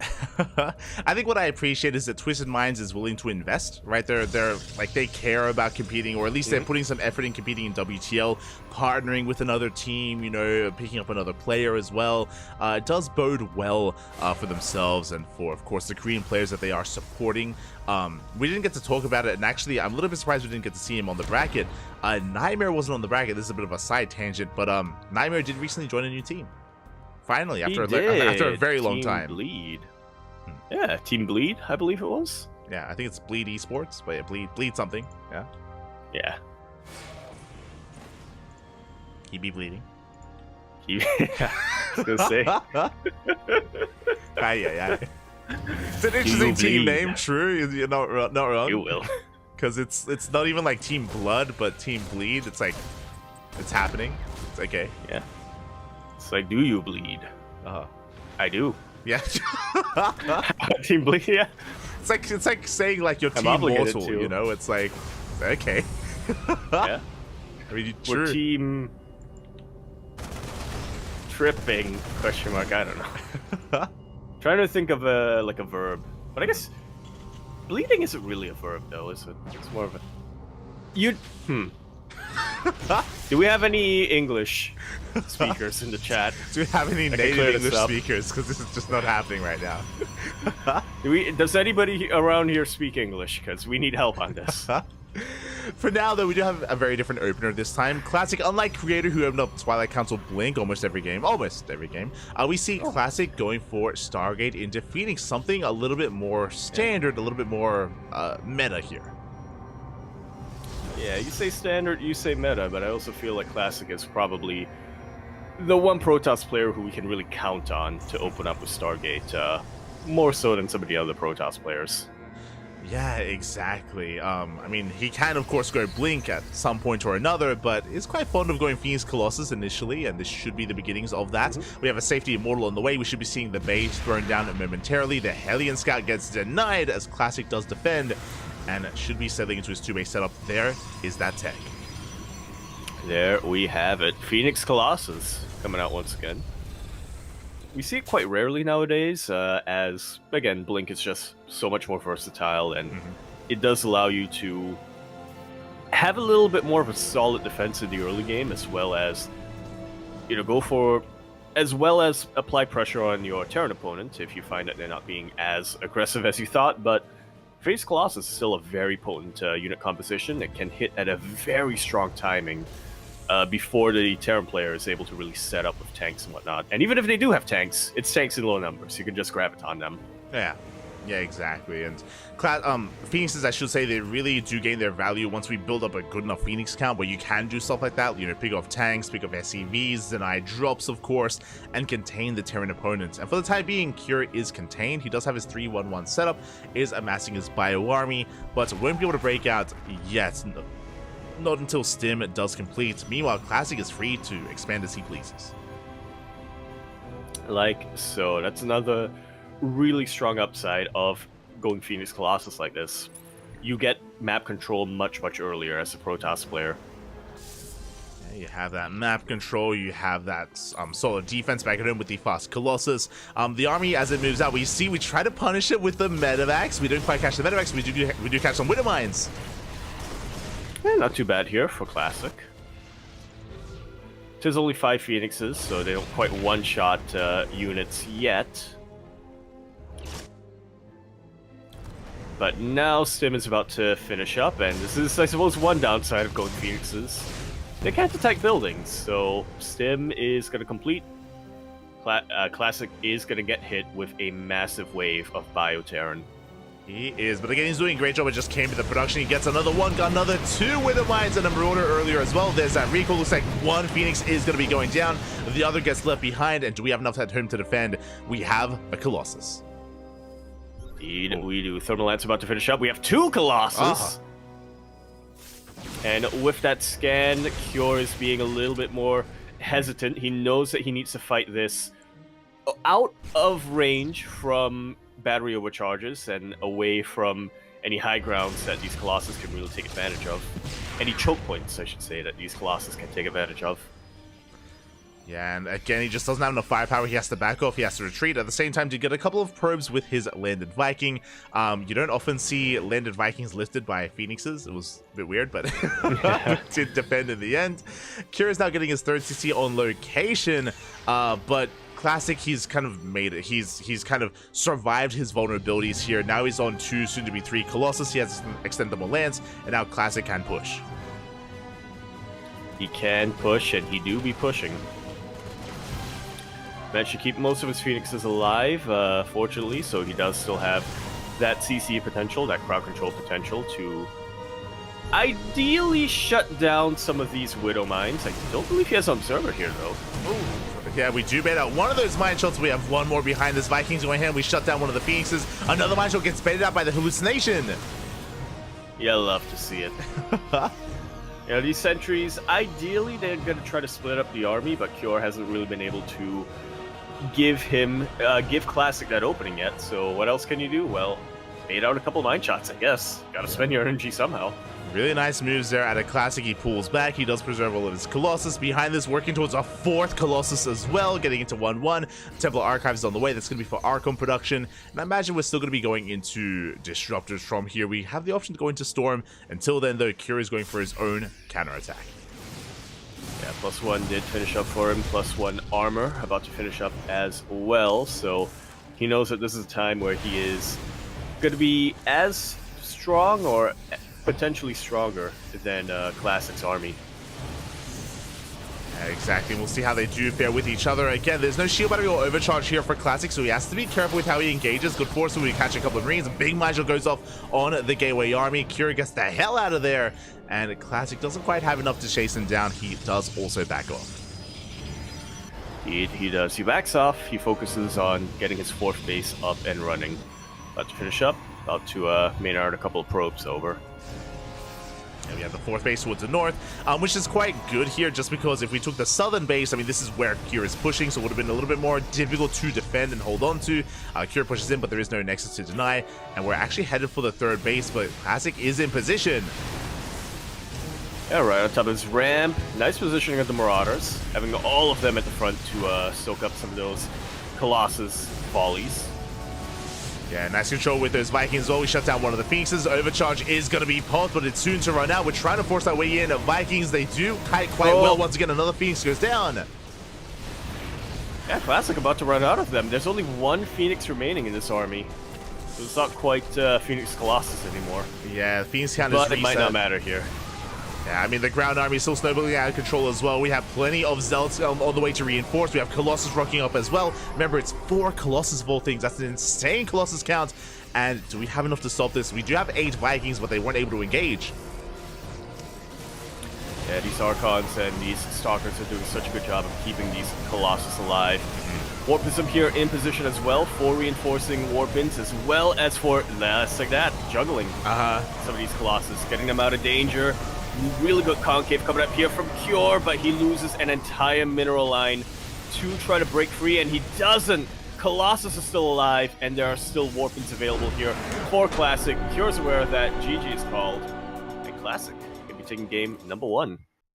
GG, well played. Very nice juggling there. Very nice control from Classic. As you mentioned, not a single Colossus went down. And sure, we reset the Phoenix count, but they did their job. They were tanking shots and protecting those Colossus. That's what mattered most there in the army of Classic. And with that, Classic did snowball out of control with this push. I was waiting for, further splash damage, but no, we just moved out with those 4 Colossus. We had Archons to support. GG, Classic takes game 1. GG. Pretty nicely done here. Cure, I think, was looking very solid in that game, and Cure was doing Cure things, in TVP. Trying to go for these timing pushes, trying to go for a little bit of multi-prong here and there, but Classic was just so on top of never giving Cure any of these openings. Every single time Cure pushed out, I think he scanned ahead, or he sent a couple of units ahead, and he looked at the Colossus count, looked at the gateways, and decided, yeah, no, I cannot engage into that.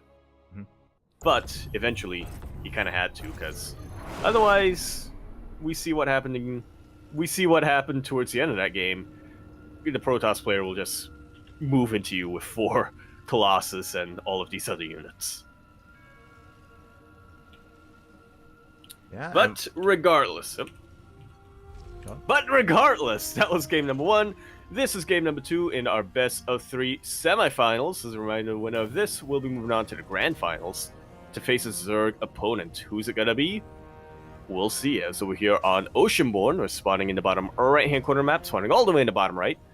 We have our red Terran player coming down from the land of Korea. He is, of course, going to be representing Team Liquid. We have Cure. And spawning in the top left-hand corner, we have his opponent. We have the South Korean Protoss player. The blue Protoss representing Twisted Minds, leading the series 1-0. It is Classic.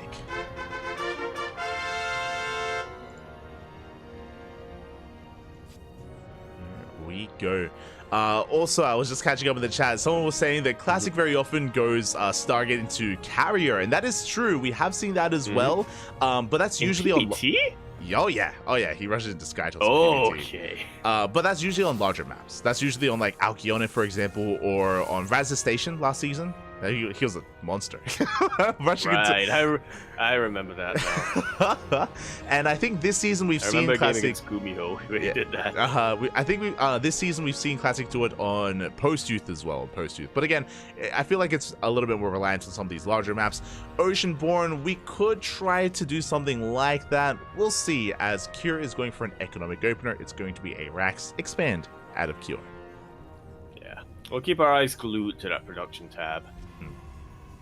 Once this Cybercore finishes up, should be seeing a Stargate, but will we see that carrier rush that he's kind of known for in these larger maps? Yeah, we'll see. I mean, Warp Gate is not going to be delayed here. We do have the second pylon here on the low ground, and we have seen Classic at times hide his tech here at the natural instead. So I'm curious to see where the tech is going to be thrown down. Meanwhile, Cure is going to be dipping in with that Reaper, going to try and get some scanning information, and for the time being is going to be zoned away. For now, as we do have a Twilight Council Yeah. being thrown down in natural base. Yeah, So not quite a Stargate yet. Yeah. So game 1, we have Phoenix Colossus here. In game 2, we're going to have a Blink-based opener instead. Whether we go 2, 3, or 4-gate Blink, yet to be determined here. I mean, this isn't a bad map for 4-gate Blink. You can gain access into the main base. Meanwhile, behind this, we do have a delay on the starport. That we do. We swap the add-ons very quickly, and instead, that's 2 Cyclones on the way. Rallied all the way across the map. Yeah, we're going into reactor cycle production. That's the second Rax on the way. We should be throwing down a third Rax as well. And this looks like a very aggressive build here from Cure. Again, delaying the starport usually means that we're going to be building up a massive bio army as well. And we're going to be hitting a strong time. Very strong. A Rax on the way. Stim on the way as well. So Cure absolutely wants to get damage done with this earlier push. Yeah, again, really fast bank stim. those units together, though. Yeah, really fast stim out of Cure at the same time. He does catch a Stalker in the middle of the map. Very nice pick off here from Cure. As even the Reaper comes in from behind. Not quite able to catch the Stalker, but nice damage nonetheless. As Cure is continuing Cyclone production. Going for an add-on swap here once he does get these additional Cyclones on the way. Meanwhile, Classic is not going for a Gateway Explosion. It's only 2-gate Blink. Yeah, a little bit more conservative here from Classic compared to what we saw from Creator in his PBT. Does allow him to go for a little bit of a faster robo, though. Yeah, as again, it's just 2-gate Blink into a third, so an economic build here at a Classic, which, I mean, I kind of want to favor Cure in this setup. As I say that, though, he does not throw down a third Rax. He goes for a pseudo 2-on-1, going for his starport instead. So I'm curious to see how this all kind of comes together here for Cure. He still has a really strong stim timing, and I'm sure he's going to want to hit that as quickly as possible with that add-on swap with, I imagine, Medivacs. And earlier sim timing with Medivac support is absolutely terrifying at this stage of the game if you're a Protoss player. Classic did get Blink and he's working on Charge now, but he's gonna need more than just Zealots and Stalkers, I imagine, to deal with this. Yeah, and I mean, Charge did start up here, so Classic is going for that gateway heavy composition as he throws down a third and fourth gateway behind this. We do see Cure still building up his army back at home. We can blink into the main, but the Observer does reveal the Cyclones, does reveal the production, sees the third Vax on the way, and here comes that double drop. Yeah, gonna be making its way across the map. Cyclone's gonna be kept at home for defense. Cure did catch a little bit of movement from those Stalkers earlier on, so he's just gonna, especially without tanks, he's gonna need something at home to prevent Classic from blinking into his main. Yeah, so he's going to be able to defend his 2-base setup for the time being. There goes that double drop. Classic does have a lot of his Stalkers out of the map. Do we have anything at home to defend? We have shield batteries, we have an Immortal, we have a Sentry, we do have a Warp Bin available, that is true, and the Stalkers are pushing forward. We can dive into the main. And we're gonna recall instead, which is probably a smarter choice, as the double drop does land in the main base. Yeah, we're gonna get a couple of probes as well. I mean, good damage dealt so far, getting 5 workers. We force the recall, but we can focus on the Medivacs. Oof. Yeah, a handful of Zealots here, absorbing so much damage from the bio. Allows these Stalkers to get underneath the Medivacs and take them out. Some decent damage here from Cure, but that was still a very committed drop.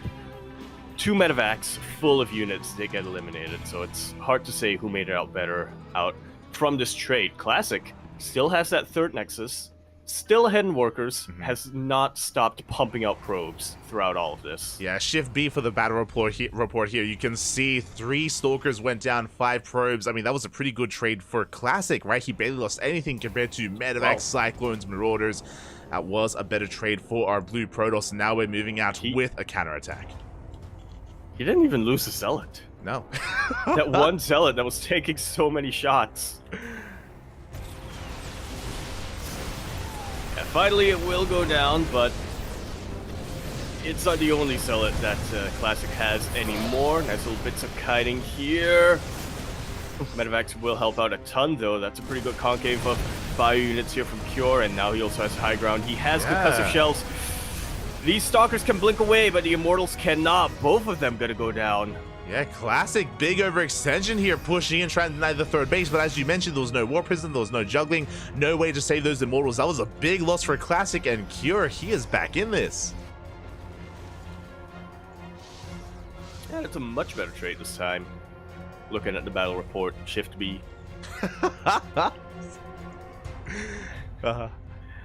I just didn't know if you knew how to get it up, okay? It's just, I didn't. I didn't. I couldn't get it up. Oh no. All this time, I never got it up. Oh no. In all this time that we've been casting, it was available. Never once. It's okay. Now you know. Now you can get it up. It's fine. As we do rotate it towards the third base, it is going to be under fire. Colossus does arrive just in time, but it's only the one Colossus. Never mind. We have 2. When you have 2, Sentry's going to do whatever it can to try to prevent this Bio from getting on top of them, but the Marauders do stem on forward. Both Colossus going to go down. Cure going to lose his army, but Classic loses the backbone of his army as well. Exactly, the backbone has been shut down. At the same time, we get a mine drop here towards that natural base. The Colossus can't completely reset. We get 2 probes here so far. We still have that one mine towards that main base. Cure's going to be backing up for now, but again, Cure, he's done more than enough. He absolutely has. It was a brilliant trade for him, only losing a couple of, if we shift B, only losing a handful of bio units, not losing his Medivacs either. You're like, this is I'm gonna use this all the time. It's crazy. Oh my god, I can see everything that died in that fight. Oh my god. Yeah, I don't have to shift L anymore and then do math. I don't have to do math. It's crazy. This is great. But that was 2 Colossus, a big chunk of Stalkers went down, of course, and now here comes our next wave of attack. Cure coming in with additional Vikings. There's only 1 Colossus, no shield battery, there's no overcharge. And no shield battery, no overcharge on the 1 Sentry, and it's gonna go down before it can really get any spells out. Shield battery did finish right at the end here, and very clutch battery overcharge from Classic will keep this Terran army at bay. There we go. Classic, he does hold on. The overcharge does run out. We're coming in with some EMPs. And we do connect here with the Gateway Army. And the Stalkers are going to be melting here against the Terran Army. The Colossus goes down once again. We do deny the warp in. And it looks like Cure, he has control of the base. The Nexus is going to be going down. And Classic, I don't think he can stop it. Yeah, not anymore. Not without more Colossus. And even with one of them popping out, immediately gets EMP'd. GG is called. And Cure going to tie up our series 1-1, bringing us to our ace match for the semifinals. Ooh, GG, well played. Cure does tie us up here again. Very nice. Bio just trades from Cure, able to catch the initial Immortals. Because 2 Immortals went down, that did soften up the army, did weaken it, and did allow eventually for that second wave to hit the third base and to kill the Colossus as well. It was kind of the dominoes falling one after the other, and Cure got out of hand, got out of control. Yeah, it was a really good start here from Classic, but I think you pointed it out correctly here. The pivotal moment in that game was when he overextended, was when he lost both of his Immortals, and only, pretty much for a very long time, only had Stalkers and Zealots to work with, which obviously allowed Cure to get a lot more damage done in his follow-up harass, but more importantly, also meant that Classic couldn't be active on the map, couldn't do anything to slow down Cure's economy, slow down his production, and we eventually got to a point where Cure could just keep pushing. You know, if he keep pushing with Bio, with Vikings, if he ever gets deflected, no worries. As long as he doesn't lose too much in the retreat, he can regroup, go for an even stronger and even scarier push. So that was exactly what we saw, and honestly, I'm glad that we are able to tie things up, especially with the ace map, with the map that we have here on our ace match. It is going to be El Quione, and over here in the top right-hand corner of the map, spawning all the way in the top right, we of course have our red Terran player coming down from the land of Korea. He is of course going to be representing his team. That team going to be Team Liquid. We have Cure. And spawning in the bottom left-hand corner, we have the South Korean Protoss player, the blue Protoss, representing Twisted Minds. It is Classic.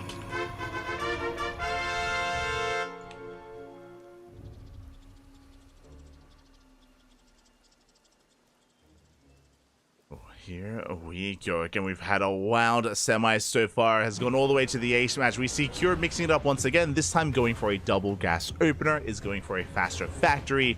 And Classic was just checking for proxies. He was scouting the third base location, making sure that there was no shenanigans going on before coming in for the scout. Yeah, I wouldn't put it past Cure to go for a little bit of a cheeky proxy here in the ace match.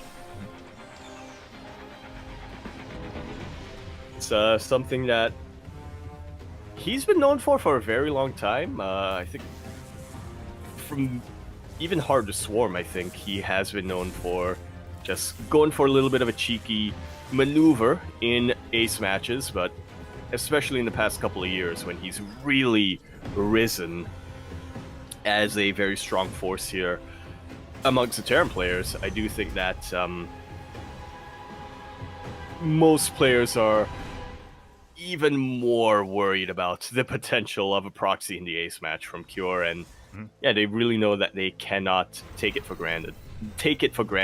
They have to double check and double check and double check, which now that I think about it means triple, and it would be a quadruple check, but no, you double check twice. Yeah, it's one of those things, especially amongst the Korean Terran players, whether it's Cure, whether it's Maru, whether it's Byeon as well. You know, Classic, there's reason there just to be safe and secure here. Meanwhile, the Reaper is going to be able to get away. Nice movement so far here on Alkiona to escape the clutches of that Adept. It's going to be a Stargate opener from Classic. Very interesting positioning here. It's going to be at the Nashville instead, at the second pylon location. So it is going to be a little bit more hidden just because it's a little bit less obvious of a location to throw it down. Yeah. So it's a hidden Stargate.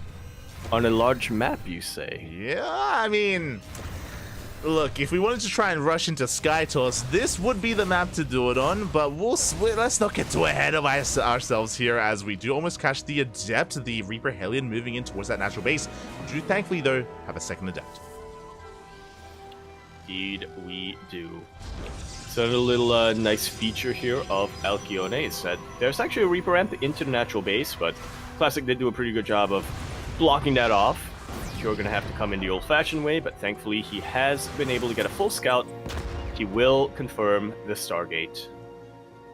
Yes, he is aware of the Stargate opening. The Reaper is going to be chased down eventually here as the Shades are on the way. The Reaper trying to make its way out of the main base, going for the Reaper Cliff here, but there's no escaping. And we do shut it down. Phoenixes are going to be on the way, as you mentioned, but Cure is aware, and Cure is making Cyclones and Vikings to defend.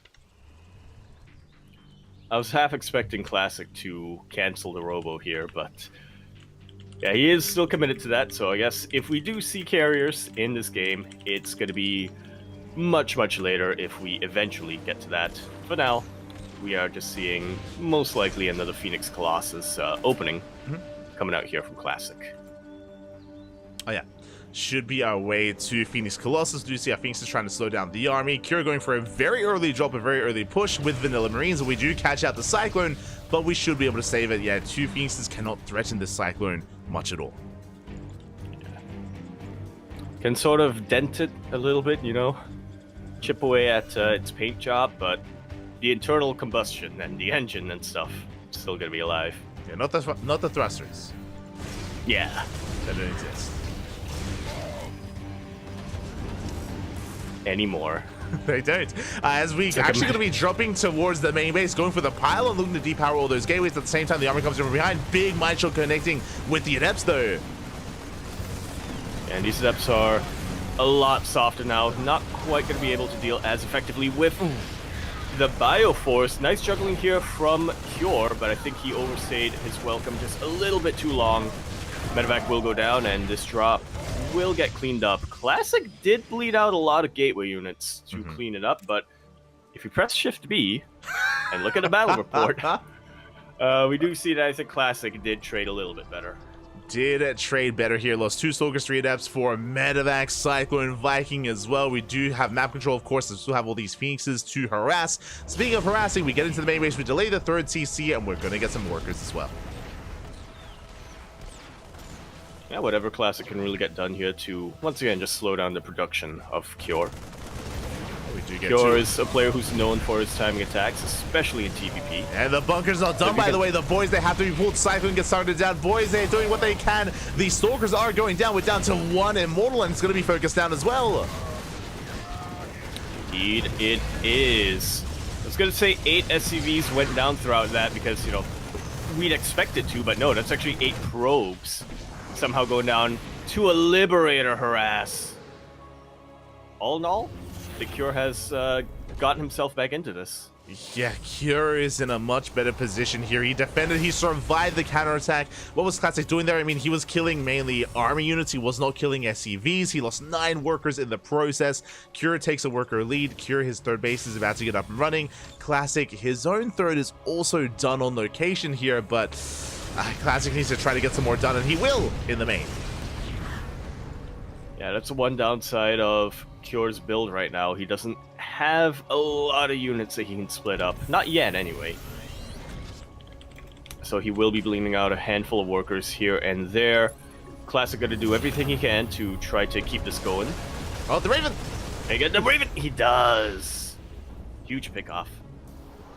Yeah, Raven does go down behind this. Classic getting his 3rd base up and running. Colossus production has commenced. We have 1, soon to be 2 Colossus, but there's very little support. Because we bled out so many gateway units earlier, because we bled out the Immortal, it's quite a vulnerable composition that Classic has right now. That's why if Cure were to push out anytime soon, Classic would be in a bit of trouble. For now, though, Classic doing a phenomenal job at just keeping Cure busy with all these Phoenixes. Yeah. It's keeping him back. Can't quite deny or delay Stim, but he can try to keep the army at bay. He can try to keep Cure on his toes. And just make sure that he's not comfortable as we get to our mid game. Yeah, he gets 2 more SCVs in the main. We're forcing out more turrets to be thrown down as well. Stim, combat shields, and +1 are on the horizon. They're soon to finish. By the time they do, though, we should be able to have our Colossus. And there it is. We spoke about it earlier. 2nd Stargate and the Fleet Beacon. We are rushing into carriers. Here we go. I'm glad that we're going to be able to witness it at least once in this series, even getting +1 air weapons. that shows how committed he is to the Golden Armada, the Stargate army. Yeah, the thing here, though, is that we need to buy time, and because of the earlier losses, Classic, he's in a bit of trouble here. He does catch some Marauders, does catch some Marines, a very nice force field here at a Classic, and again, it is so risky to tech up in such a way, but if he doesn't get attacked, if there's no big committed push at a Cure, then Classic can get away with it. Indeed he can, but Cure, he is about to hit his timing. There was a Tempest coming out first, which I guess we should be too surprised, but... Yeah, Classic. Oh, wait, no, right. Tempests are... Okay. He canceled. He canceled at the end. Okay, Tempests are good in PvT, is what I was going to say. Yeah. You know, they do outrange some of the longer range units. They outrange siege tanks for one, so it's not uncommon to see Tempests in PvT if we ever get to this stage. But yeah, I was going to say, Classic is a carrier boy, and here are the carriers. Yeah, here are the carriers. Meanwhile, Classic diving on these Vikings. Good trades here. Good stacking out of Classic earlier, trying to mess up some of these shots that were lining up. But in the end, it looks like, yeah, the Viking count is going to be thinned out. The reason why this is so important, I mean, we do throw away a lot of Phoenixes, true, but we snipe so many Vikings. We reset the Viking count. That will make sure that these carriers are safe. Yeah. Marines aren't really much of a threat to carriers. But Vikings, on the other hand, absolutely are. Especially if you have a Colossus here on the map. Yeah, exactly. Those Vikings are never going to be able to touch them. Especially because Cure is not rebuilding Vikings, he's making Medivacs right now instead. So without kind of re-establishing that Viking count, Cure is going to be a little bit more vulnerable. He is moving out with this bio army, but we have 3 Colossus, we have carriers amassing, we have 2 so far, we have another 2 on the way. Cure is pushing it, but his army has been scouted. Indeed, it has. Cure gonna be regrouping here and gonna have to rethink a little bit as to how he wants to approach this. Does scan, does confirm the army, sees the carriers, sees the Colossus, and more starports immediately gonna get thrown down. Exactly. The response is immediate here for Cure, getting into Viking production, throwing down more starports. Again, he realizes how low his Viking count is and how many Vikings he needs to deal with those carriers, so he doubles down immediately. 4th base is on the way. But is this scout too late? Because Classic is soon going to hit critical mass. And how many Vikings will we have when that does happen? Yeah, I only just realized what Classic is. Isn't too far away from maxing out. Critical mass of carriers, that would be, I guess, 6? Yeah, I'd say 6, yeah. Yeah, in a PvT at least it's 6. Yeah, we have 4th men, we have 2 more on the way at the same time. Looks like we're bleeding out a couple of probes here and there to a Marine. But the base is about to be taken here. We do see Curie's making 6 Vikings at a time. That's going to help. +1 ship weapons is on the way as well for Cure. And he's being as active as possible, trying to make sure he can deny another base, making sure he can maybe keep Classic busy back at home. Yeah, whatever he do to delay, again, just delay the production of these carriers, and on top of that, kind of spread Classic's attention, spread his army across the map as well. Classic has hit critical mass, but carriers are very slow units, as are Colossus. He's got Zealots that are mobile, but if Zealots get into the fight before the rest of the core composition, they will just get melted by stimmed bio. Yeah, we have to bring everything together here. We do see Classic going out with a Zealot run by on the right-hand side. That is going to be an orbital, not a planetary, so we could try to abuse this position as Cure is amassing his army in the center of the map. This space is looking very exposed. Uber exposed. I'm just waiting for the recall on the mothership. So far, the mothership with the main army, we are amassing our goal base. Meanwhile, turrets being thrown down on the front lines. Bold move out of Cure. Bold move out of Cure, and one that says that we're potentially going to be in it for a longer one.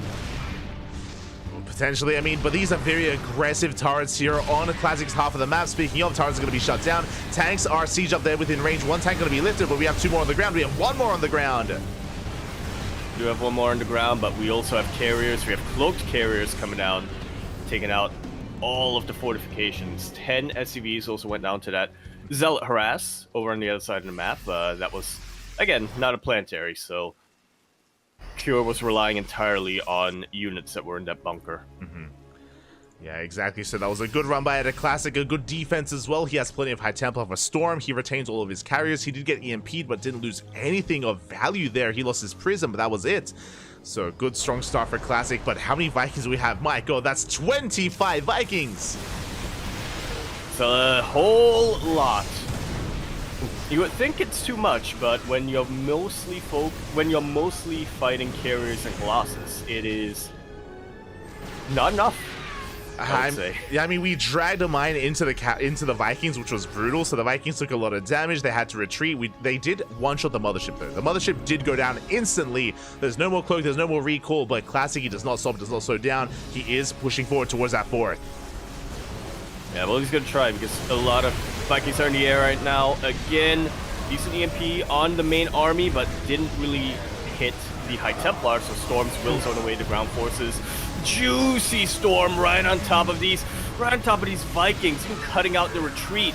This is way too much Protoss. GG is called, and Classic is going to take this series 2-1.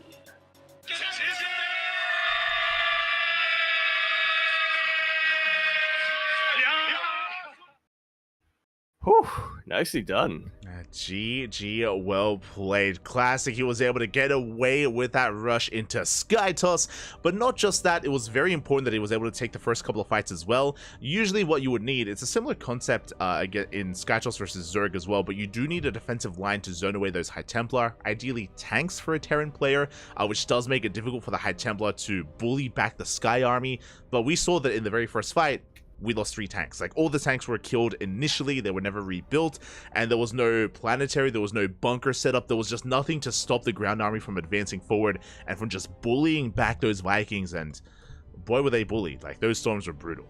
Oh yeah, absolutely brutal. We even saw one at the very end which just cut off those Vikings from their retreat. That was a fantastic maneuver here from Classic. Pretty much just showing a masterclass in positioning, specifically when you're playing Skytoss. But with that, GG, congratulations to Classic. He's going to be moving on here to our grand finals, where he will be facing arguably a bit of an unexpected opponent in the finals. Shin did defeat Dark 2-0, and so that is going to be our grand finals here. Classic versus Shin in a bit of a PvZ. There you go. There you go. Kind of a surprising result, as you mentioned. I mean, Dark is typically the favorite player here to make a deep run in these tournaments. He is the best Zerg in South Korea, one of the best Zergs in the world. But as we switch our scenes over there, ZVZs can be very chaotic. We have seen players like DRG, Solar, and Shin take Dark down in the past, and this time it was a much more dominant showing. Shin with the 2-0. That's a big win for Shin. Absolutely. That is huge. That is ideally going to give him a lot of momentum going into this series as well. Was able to work with the chaos and take out Dark 2-0, but now he's facing a Protoss player, which is, okay, it's still a pretty chaotic matchup. I was going to say, a lot more of a balanced matchup, but no, it's not at all. Regardless, here we go. We are going to be getting ready for that grand finals. As a reminder, it's going to be a best of 5, by the way. It's going to be best of 5, not a best of 3, so plenty more games are going to be ahead of us. And yeah, it's going to be a great time here. It also means that we're going to have some predictions in the chat, as I did forget to post them for the semifinals. Oh, I forgot about those as well. Me too. Things that were getting too intense, Pappy, too intense. Oh. I got distracted by learning how to get it up. The battle report, I mean. yeah. How to get the battle report up. Yeah, it's fine. Don't worry about it. Yeah. But yes, we do have this little moment as our players are vetoing their maps, as they are getting ready to go into this series. We can set up those predictions. Now this is, again, predicting who's going to win the entire series overall, not just the individual maps, so keep that in mind as you're wagering your channel points, your grapes. Exactly. So best of luck everyone in the chat as we are setting up for those predictions. They'll be posted once we have our series, once we have our lobby set up and our vetoes concluded. We will get there. So you can get your gamba going in the chat. I know a lot of people, they do love it. Unfortunately not available in every country, but it's okay. I just want to put my grapes on the table. Excuse me? I just want to put my grapes on the table. Yeah, there you go. You know? I want to slam them down. Turn them into wine. Oh my god. We'll get there. For now, it looks like our vetoes are underway here. Classic and Shin is going to be the upcoming series. I do look forward to it. It's going to be an interesting one just because Shin is a very chaotic player himself. He can be very aggressive, very in your face, not the most macro-oriented player. Meanwhile, Classic does like to embrace rushing into Skytoss even against Zerg. I mean, I say that he did kind of, I don't want to say he invented, but he popularized the Tempest Rush once again. It was last year around November. He was very fond of rushing into Fast Tempest and rushing into Carrier. That was very trendy for a couple of months. Yeah, for a couple of months, but now a couple of months have passed. So we'll see what's in store here. Shin, I definitely agree with you here. Light is pretty aggressive. When I think of Shin, I think of the Madman, the guy who is usually at the front of the meta. He experiments a whole lot in tournaments, in practice games, and sometimes they work out, or sometimes they don't work out.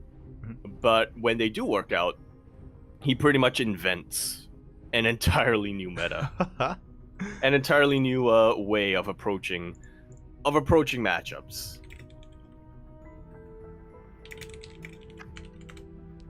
Yeah, exactly. And sometimes it works, sometimes it doesn't. You know, it can be a very kind of a hit and miss thing. But yeah, we'll see where this does take us.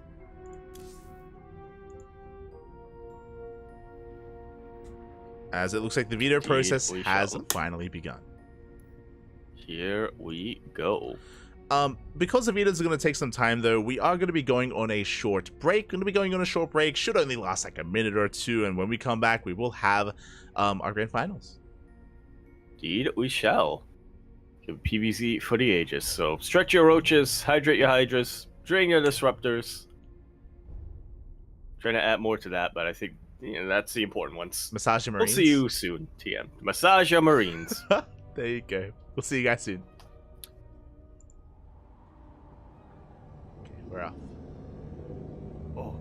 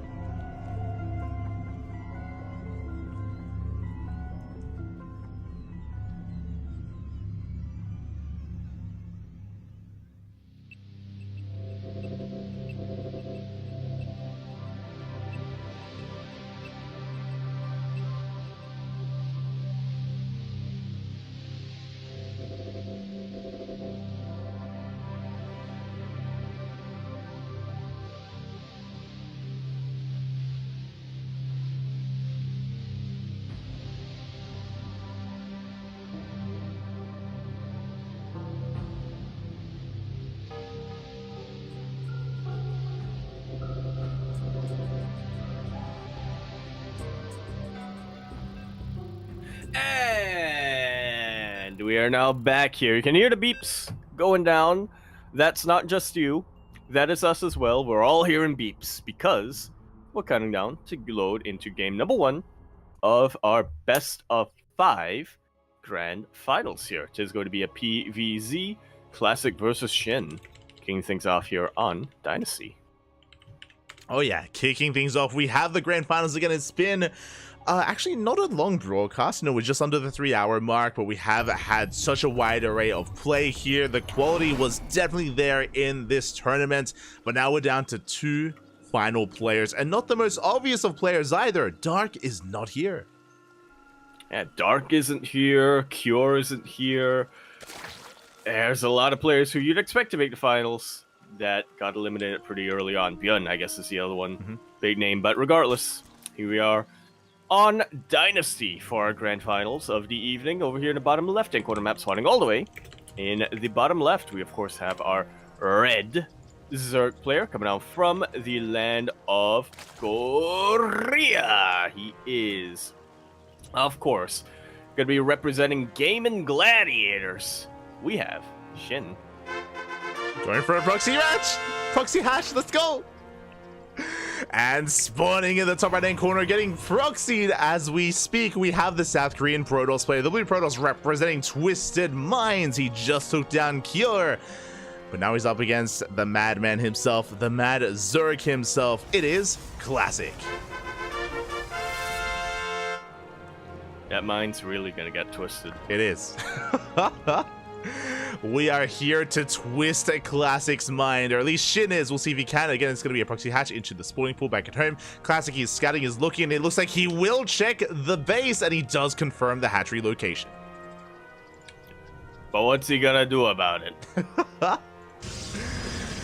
That's a good question. I mean, he is making the first Zealot. Zealot is being made as we speak from the side of Classic. I imagine he's going to be responding with a second gateway as well. But likewise, I wonder what the plan is from Shin. He is mainlighting over to mine through that base, or mine that base and make use of it.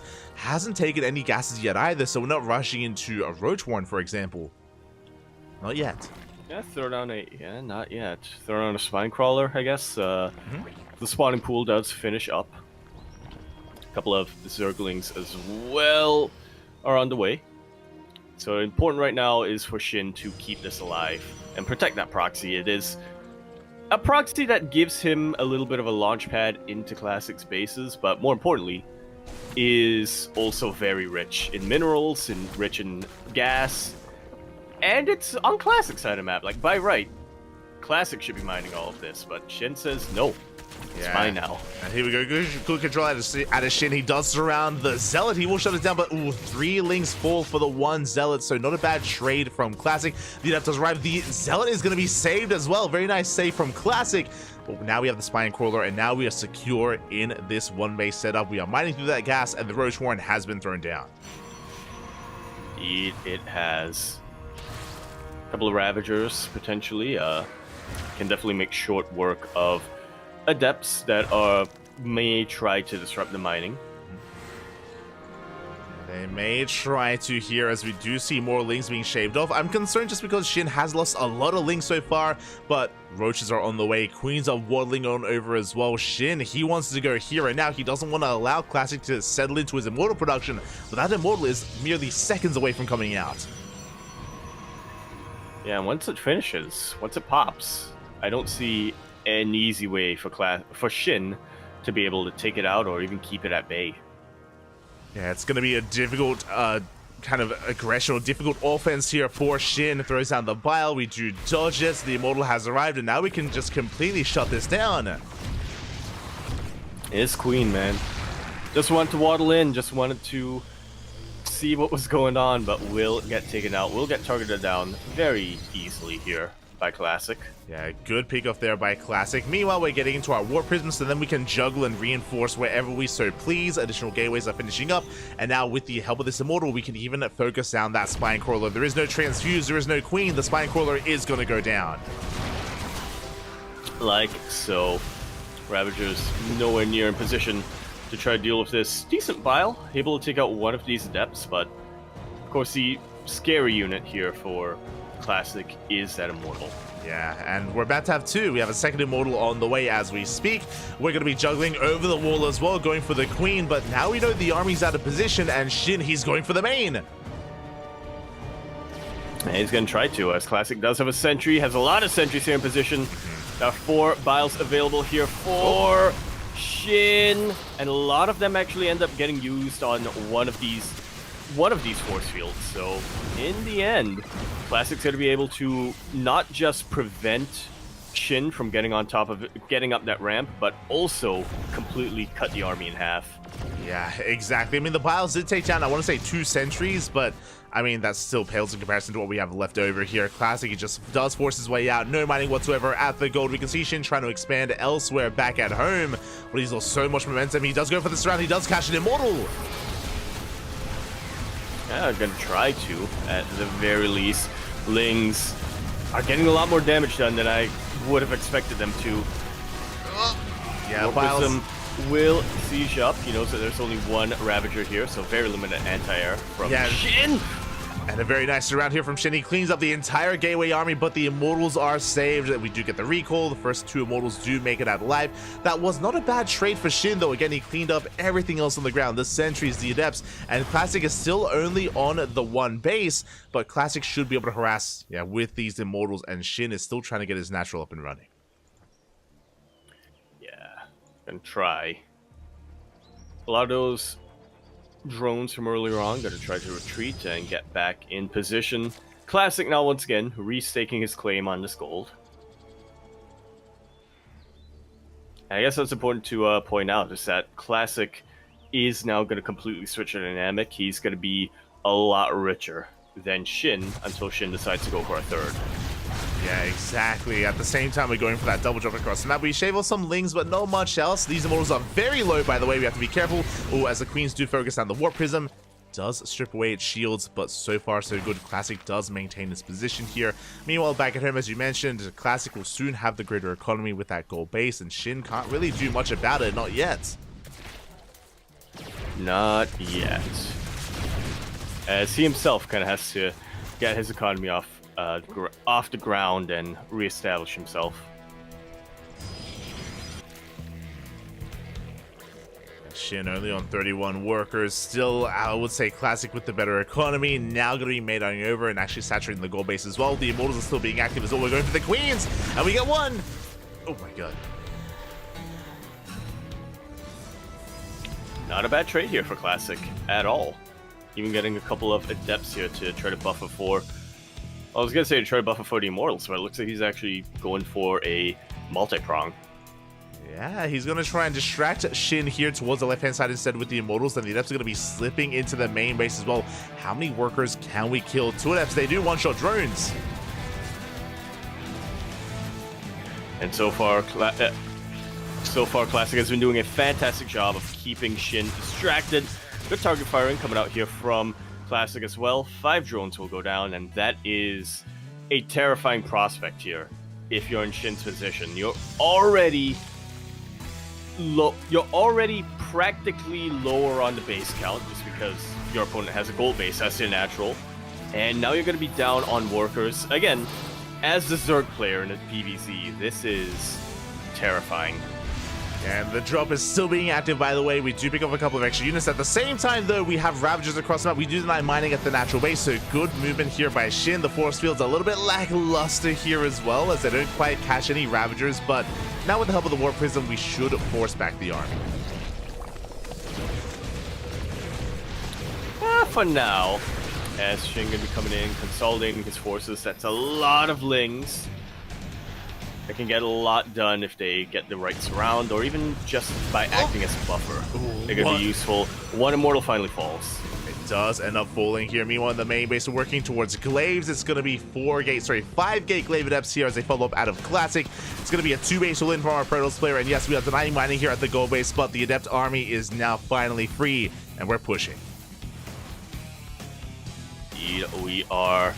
And Adepts aren't a terrible way of dealing with countering the army composition that Classic has built here. Glaive's not quite done yet. Oh, the Biles! Great force fields buying a lot of time. Some of the Biles through land. And that's about the end. The last of the Sentry's energy isn't going to be enough to keep Classic alive. It looks like it just barely is? Question mark is.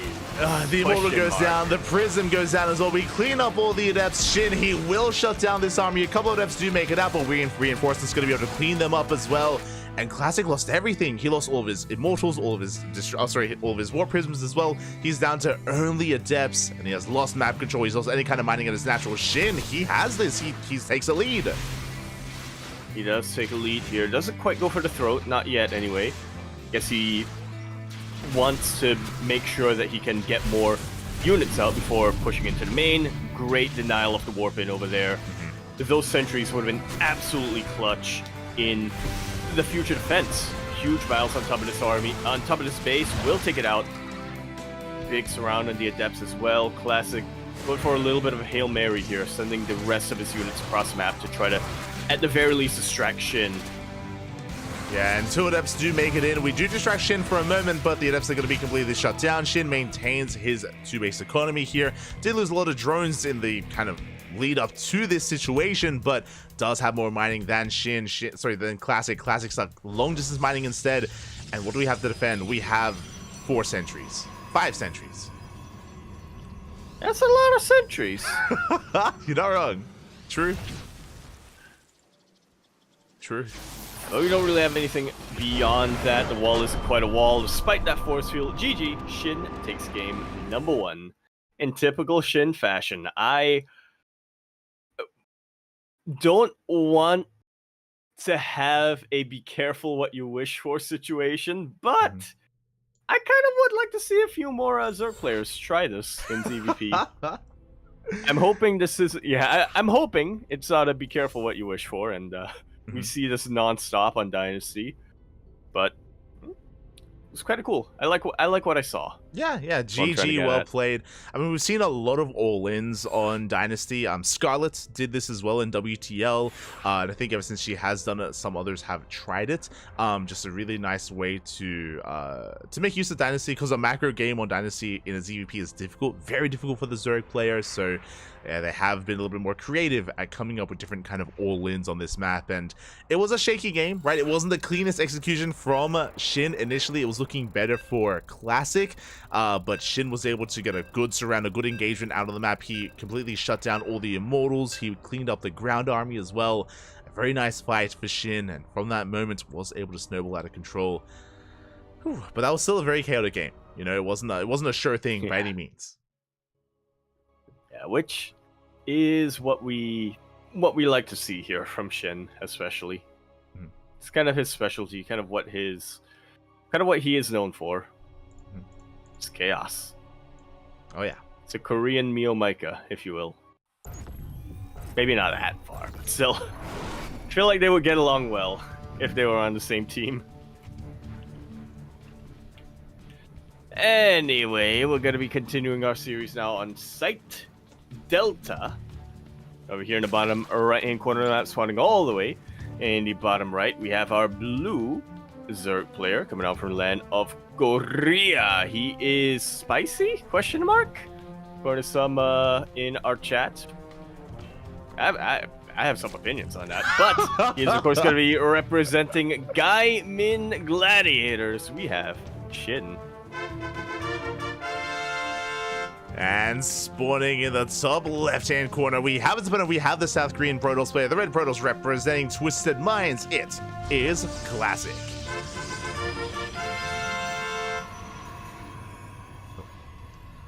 Here we go. And when it comes to Shin Ramen, you know what I've never had? I don't know if you've had it. I've never had Shin Black. Right? There's like a Shin Black? Yeah, there's like Shin Black with Shin Ramen Black. Yeah, it's like a more classy, more expensive version of it. I need to look this up. I don't think they sell that here. Okay, I've been tempted by it, seeing it in the grocery stores, but I have not yet indulged myself in it. Oh, beef bone broth. That sounds delicious. You're like, I don't want that now. Pappy, now I need to try this. I need to know what's going on. Yeah, it does look really good. I'm looking at pictures at it now. Oh no, what have I done? What have I? Oh no. You're like, you know what? I'm gonna leave the cast. I'm gonna go down to the grocery store. I'm gonna fly over to Korea. Pick it up, yeah. I'm sure they sell it in Singapore, 100%. Yeah, I'll have to keep my eye out next time. If I don't see it in a grocery store, I'll have to keep my. I might check out a Korean store. This looks pretty good. Yeah. I've always seen it, but I've never tried it yet. I'm tempted though. Very tempted. Yeah, I on the other hand have tried Shin shrimp flavor. It is awful. Dude, absolutely terrible.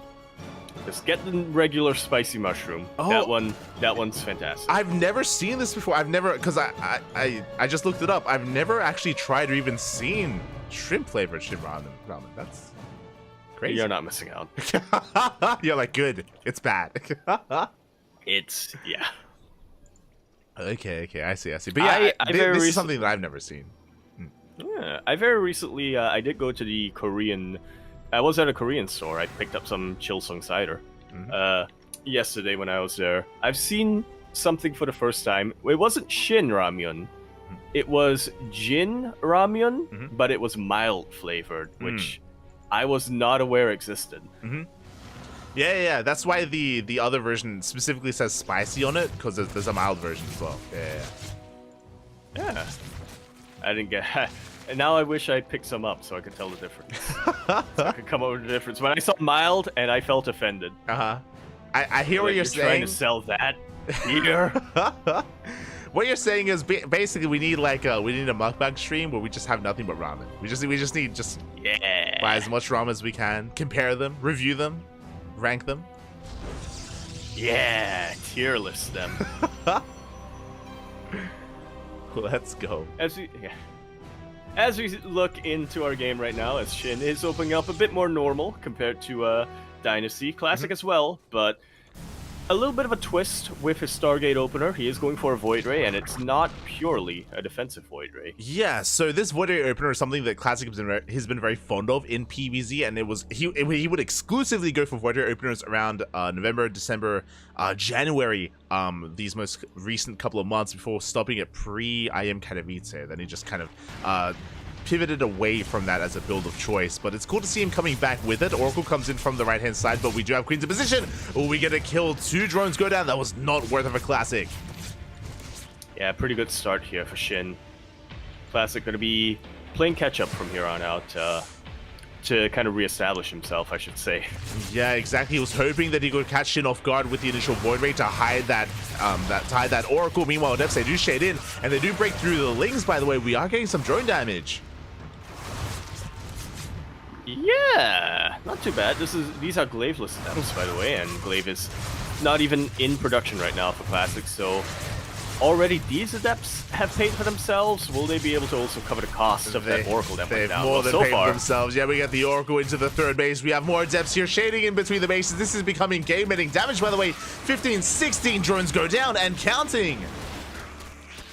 And this is all without Glaives. 18 drones go down. That was actually a brilliant move from Classic to lose his Oracle. Because it lulled Shin into a false sense of security. Made him lose an entire mineral line. Shin does have a lot of Zerglings that he's sending across the map. Does Classic have enough defenses? He only has the Oracle. He has a couple of Warpwinds. He does have really good SimCity here by his third base. And it looks like Shin will not be able to reciprocate. He will not yet. I like what you're saying. You're like, Classic, it was all planned. He wanted to lose the Oracle, Papi. It was brilliant. Yeah. True. Meanwhile, it's an all-in. Shin has not droned. He lost a lot of workers. He has not re-droned, by the way. We're going for a Queen Roach Drop a Lord all-in. It's all or nothing. Shin saying, you made this happen. You forced this because you killed so many workers. I have to go all-in. What else can I do? Look what you made me do. And we'll see if we can defend. We do have a shield button. We do have an overcharge. Good SimCity here at the third base, as you mentioned. A good amount of Stalkers, but is it going to be enough? Do we have enough support for said Stalkers here? Void Ray comes in, but we have the Queens. You have the Queens for anti-air. We're going to have some creep thrown down as well, so these Queens will be able to transfuse. Good transfuses on some of these roaches. Biles will kind of connect to the shield battery, but not enough of them to take it out. Yeah, the shield battery puts in a lot of work. The Lings, they are melting here, but the Roach Raptor Sandstrongs, we're getting on top of those Stalkers. We're down to 5 Stalkers remaining. We do go for a big warp in. The Stalker count looking still very healthy and classic. He is holding his fortunes back. Where are the Lings? The Lings are not here. A couple of them will show up right at the tail end, but nowhere near enough to surround the Stalkers. Not enough to provide a buffer for these Ravagers either. GG is called. Classic going to be fighting back. Going to be tearing up her series 1-1 after a very explosive start. I feel like our Shin discussion, our ramen discussion, lasted about half of that game. It's fine. We got to dive into it as things were popping off. But as you said, GG, well played. A solid game there at a classic. He pulled Shin apart. He punished him as Shin was maybe cutting too many corners. He stayed on a low Ling count. The Adepts got out of hand. They got out of control. Of course, then that forced Shin into the all-in. The all-in was doing damage, yes, but as we saw, we just ran out of steam. It took a little bit too long to kill the shield battery. The shield battery survived 2 volleys of Biles, and by the time it died, it already ran out of the overcharge, and that overcharge put in the work. It did keep all those Stalkers alive for so long. Yeah, I have to wonder if we had one more Bile on top of that shield battery, if things would have looked a little bit different there.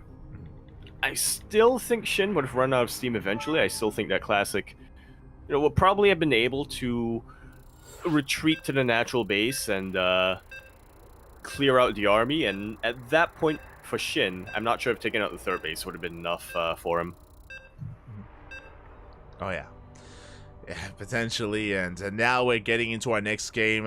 We are tied up though. We're tied up 1-1. We have a series. That's all I ever ask for. It's not going to be one-sided 3-0. No, it's going to be a back and forth trade between our 2 players. We're making for a good finals. Indeed, we are. We have the player representing Twisted Mind, and we have the player with the Twisted Mind. I love what we were able to witness, and I'm loving that the clash between them is very, very close. I'm liking chat right now, by the way. And how they are dubbing this particular match. I'm into it. Here we are in the Shin versus Chin. We are here continuing our series on Alcyone. We're here in the top right-hand corner map, spawning all the way in the top right. We have our red Zerg player coming down from the land of Korea. He is, of course, going to be representing his team, Guy Min Gladiators. He is the man with the ramen. We have Shin. And Ramyun. Spawning in the bottom left-hand corner, we have the blue Protoss player representing Team Twisted Minds. It is Classic. As Shin is spicing it up once again, not shrimp flavored, with the spice, with the go base. Oh. That's a spicy meatball. Which Classic immediately scouts. He does. Again, nothing gets past that Chin. It's not uncommon for Koreans to go for this gold base. We should be throwing down a Forge. I imagine we should be throwing down a Forge. Behind this, yep, there it is. Forge is thrown down. And this is a very common response that Hero and Classic have perfected versus Dark, is to cannon rush the gold. Yeah. Because realistically, what's a Zerg player going to do? How are they going to respond to shield batteries from here? They don't have range units yet. It's going to take them a while to get queens, and even then queens are going to be vulnerable. Spine crawlers, take a little while to produce, and if you're producing them back at home, it can take a little while to get them in position and walk them over here. So pulling drones before your probe is able to, before the probe is able to throw down cannons, and I love this with the patrol, by the way. Shin kind of preventing a little bit of surface area, preventing a couple of cannons from getting thrown down right on the edge of the mineral line. And there we go. He gets surrounded one of the pylons. Pylon gets shut down. We have the cannon that's halfway done. Spine crawlers are on the way. So far, so good. Shin, he's shutting this down. He cancels and denies the cannon rush, and Shin holds. Beautifully done here by Shin. And now the creep is here, so yeah. Yeah, I mean, cannons are going to be a little bit trickier to throw down. I mean, the spine is going to finish. The spine is going to finish up, so this cannon is not going to complete. Shin, he has defended. Lings have arrived as well. Behind this, Classic now has to deviate away. Remember, his expansion and his tech, everything was delayed because of the cannon rush, and the cannon rush falls on its face. Just like so. And Classic, now very much behind. Is going to be behind. We do see the adept shading on now. We do have a backup pylon here to reinforce again. Classic, he has to double down on aggression. Classic using his forge to rush into +1 attack. Oh my god, very interesting use of that forge. But we have to make use of it in some way. Meanwhile, the pylon is done and we can proxy right next to the base of Shin. And let him cook. That's what I say. As something planned here, doesn't have a Twilight Council just yet, but like you said, getting +1. Vanilla Stalkers with an upgrade, with an attack upgrade, I think can get quite a lot done here, so long as Classic is careful with his kiting.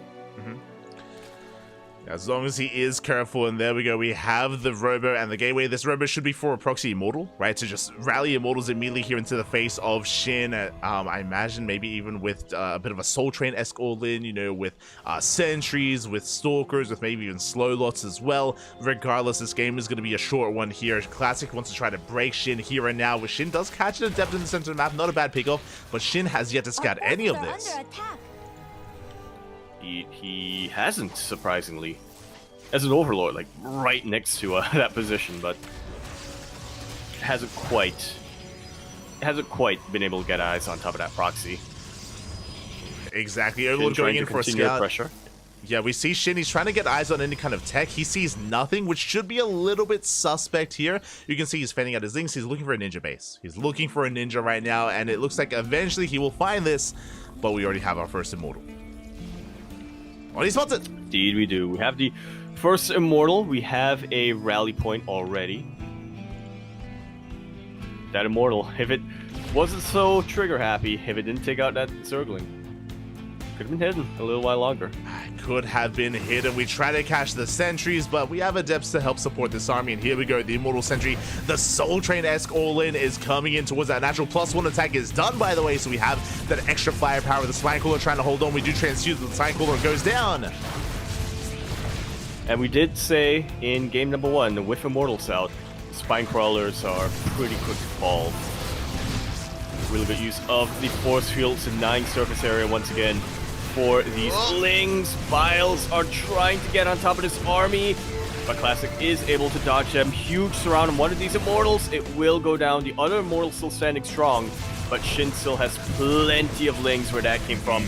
Still more. There's no buffer available anymore. The surround is huge. The Bile will just barely not connect, but that's still a lot of damage. That's still a very badly bruised Immortal. Yeah, and you can see Shin, he wants it. He wants that Immortal, but he has to calm things down. He has to back over. We have 5 more Roaches on the way. We have 4 Queens on the front lines. It feels like Shin is held. It feels like Shin, he's weathered the storm, weathered the worst of it. But did I speak too soon? Because now we have a second Immortal, by the way, and we do have a Force Field available as well. We do, but we don't have as many sentries as earlier. Shin trying to get Classic on more disadvantageous ground, a more open ground where he can go for big surrounds on top of these units. Boys are being pulled. Shin can absolutely afford to lose a couple of drones. Yeah, and he Both does. Immortals fall. Yeah, he just cleans up this army. The Immortals do fall. 2 Queens went down, but we hold. GG gets called, and Shin takes the lead in this series 2-1. GG. Nicely done here from Shin. Looks at the gold base strategy. The rush to the gold is still viable. Classic. He had a response to the gold base. Then that got shut down. Then he had a follow-up response, which I thought was pretty good. Like, was going to be really potent and effective as well.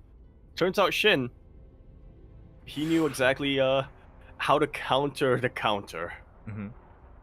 That was a game of Uno reverse if I ever saw one. There we go. GG, well played. Shin able to make use of that. I mean, we saw Classic scout and respond with the cannon rush, but Shin, he had such a clean response to said cannon rush, made sure that his base was not punished, that it got up and running, and was able to defend the follow-up and scout, more importantly, the follow-up all-in as well. Very important that he did come across that Robo in the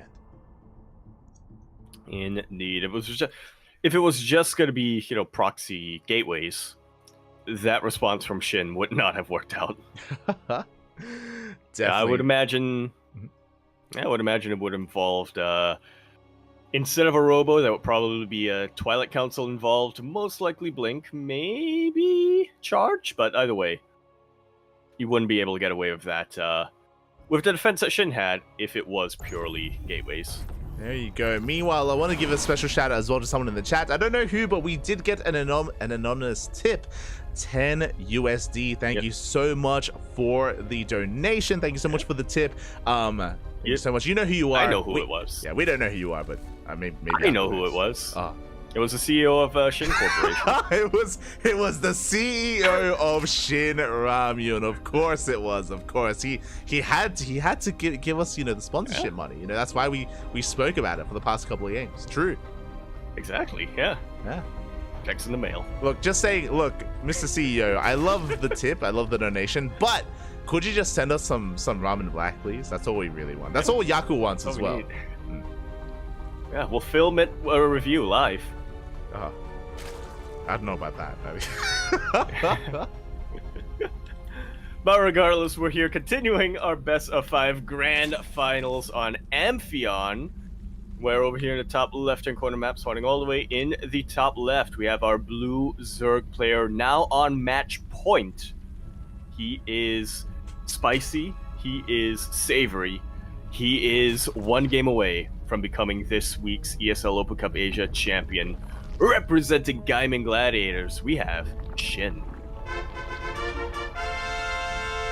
And spawning in the bottom left-hand corner, we have as opponent, we have the South Korean Protoss player, the Red Protoss representing Twisted Minds. It is Classic.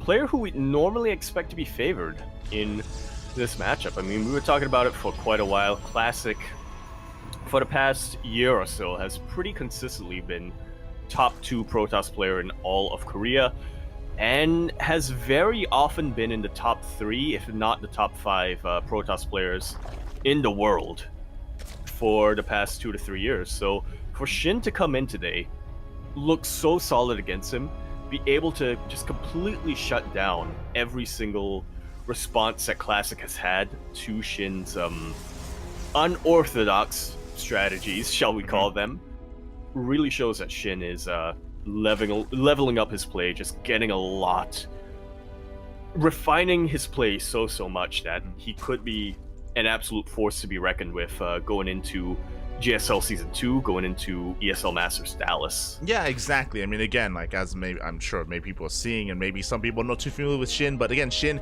he's a very unorthodox player. I mean, he can play standard, to get us wrong. He can play standard, he can play straight up, but he's got a lot of different cheeses and a lot of different all-ins, and, if he can take a gold on a map, then he will try to do it, and it even does work against some of the best Protoss players in the world. Players like Classic, players like Hero, players like MaxPax, Shin does pose a threat to all of them. But now we're settling into our next game, and now the ball is in Classic's court, because this time we have some standard openers. It's going to be a hatch gas pool into a third base from Shin, Classic going for a Stargate opener. Indeed, he is. Not going to be a safety Void Ray this time. Going to go straight for the Oracles. Amphion is a bit more of a defensible map, so I guess you don't need to get that Void Ray at the start. You don't have to worry too much about harass. Yeah, we have our Adepts going to be threatening a shade here towards the bases. So far, Shin is keeping up. He has Links here on the high ground. The Queen does respond as well. And 2 Adepts do one-shot workers here, but we don't want to throw them away as we do not commit to the shade, and Classic does retreat. Meanwhile, we have that Oracle, of course, in production. And we do have our Spores already set up. We have 1 Spore in the main base. We don't have a Spore at the third, but we have Queens in position. Yeah, you can definitely get away with not getting Spore Crawlers against a single Oracle, or even double Oracle, so long as you have your Queens at the right place at the right time. Exactly. You can see that that's basically what Classic is trying to do, is trying to drag these Queens out of position. The Adepts, they will shade towards that third base, but again, the Lings are able to keep up, and so far no damage is being done. But we do have more Oracles that are in production. The Adepts, they do commit into the main. Able to get 2 drones, but not much else from there. Oracles are now out, both Oracles, and Classic is getting damage done. Yeah, 5 drones go down. Pretty good damage. The Oracles will both barely survive. We have a third Oracle coming out, and this is going to lead to the third base. The third, it's already halfway done. So a good setup here by Classic, and he still has all Oracles alive. He can still get even more economic damage done as well with this now new third Oracle. That's a lot of Oracles. Now he doesn't even need to have all of them together. The weakened Oracle sent back home to make Shin think twice before Zergling harassing. And now 2 Oracles, just dives into a mineral line. Ooh, gets a couple of drones, almost loses one of them, but thankfully for Classic, he was able to maneuver it away, keep both of them alive. It does barely keep it alive. He's going to be able to generate their shields. Behind this, we're going for a Gateway Explosion. I believe the Forge is done. Twilight Council is done as well. This should be +1 and Blink on the horizon here for Classic as he gets up to a 6-gate setup on 3 bases, which is what we expect to be seeing here. We'll see if we throw down additional gateways. We'll see if we do avoid these gases, as we could try to go for something crazy like an 8-gate 3-base all-in. Yeah, as we're seeing 4 more gates on the way, plus the 2 here that's already been built. So okay, 6 gates so far. Pretty macro, pretty normal. Doesn't have to be an all-in yet. Yeah, that was brave, Yaku. Math on stream. You're crazy. Oh my god. Yeah. Wait, I got it right. No, you're good. Yes. You're good. 2 plus 4, 6. You're good, man. You're good. Taking our 4th base as well. He's he's spreading his creep, still trying to maintain map control as well. And his option or his composition of choice is going to be Ling, Roach, Ravager. I imagine Ling, Bane, Roach, Ravager. As never mind, we're not going for the melee upgrade. We're going for range instead. Oh, interesting. Interesting choice here from Shin. Looking at his vision, I guess he has scouted the amount of stalkers that were on the map, and yeah, is guessing that it's going to be a Blink Stalker based composition, which will be the correct guess. And as such, yeah, you do want roaches against them. You do. We do get revelations here between the bases. Now, a lot's going on right now. So we see Classic, it takes 2 gases. It takes us extra gases, which means we're taking a 4th base and we're taking up into Robo production. There it is. The bay is on the way. We should be seeing a 2nd Robo and double Colossus production from Classic, so we're entering the mid-game. Meanwhile, Shin is doubling down. He's cutting workers at 69. Nice! And we have a Nidus Worm on the way for Shin. Indeed, we do. We have a Nidus Worm, but we also have an Infestation Pit just in case. Oh! You know what that means. Swarm Host.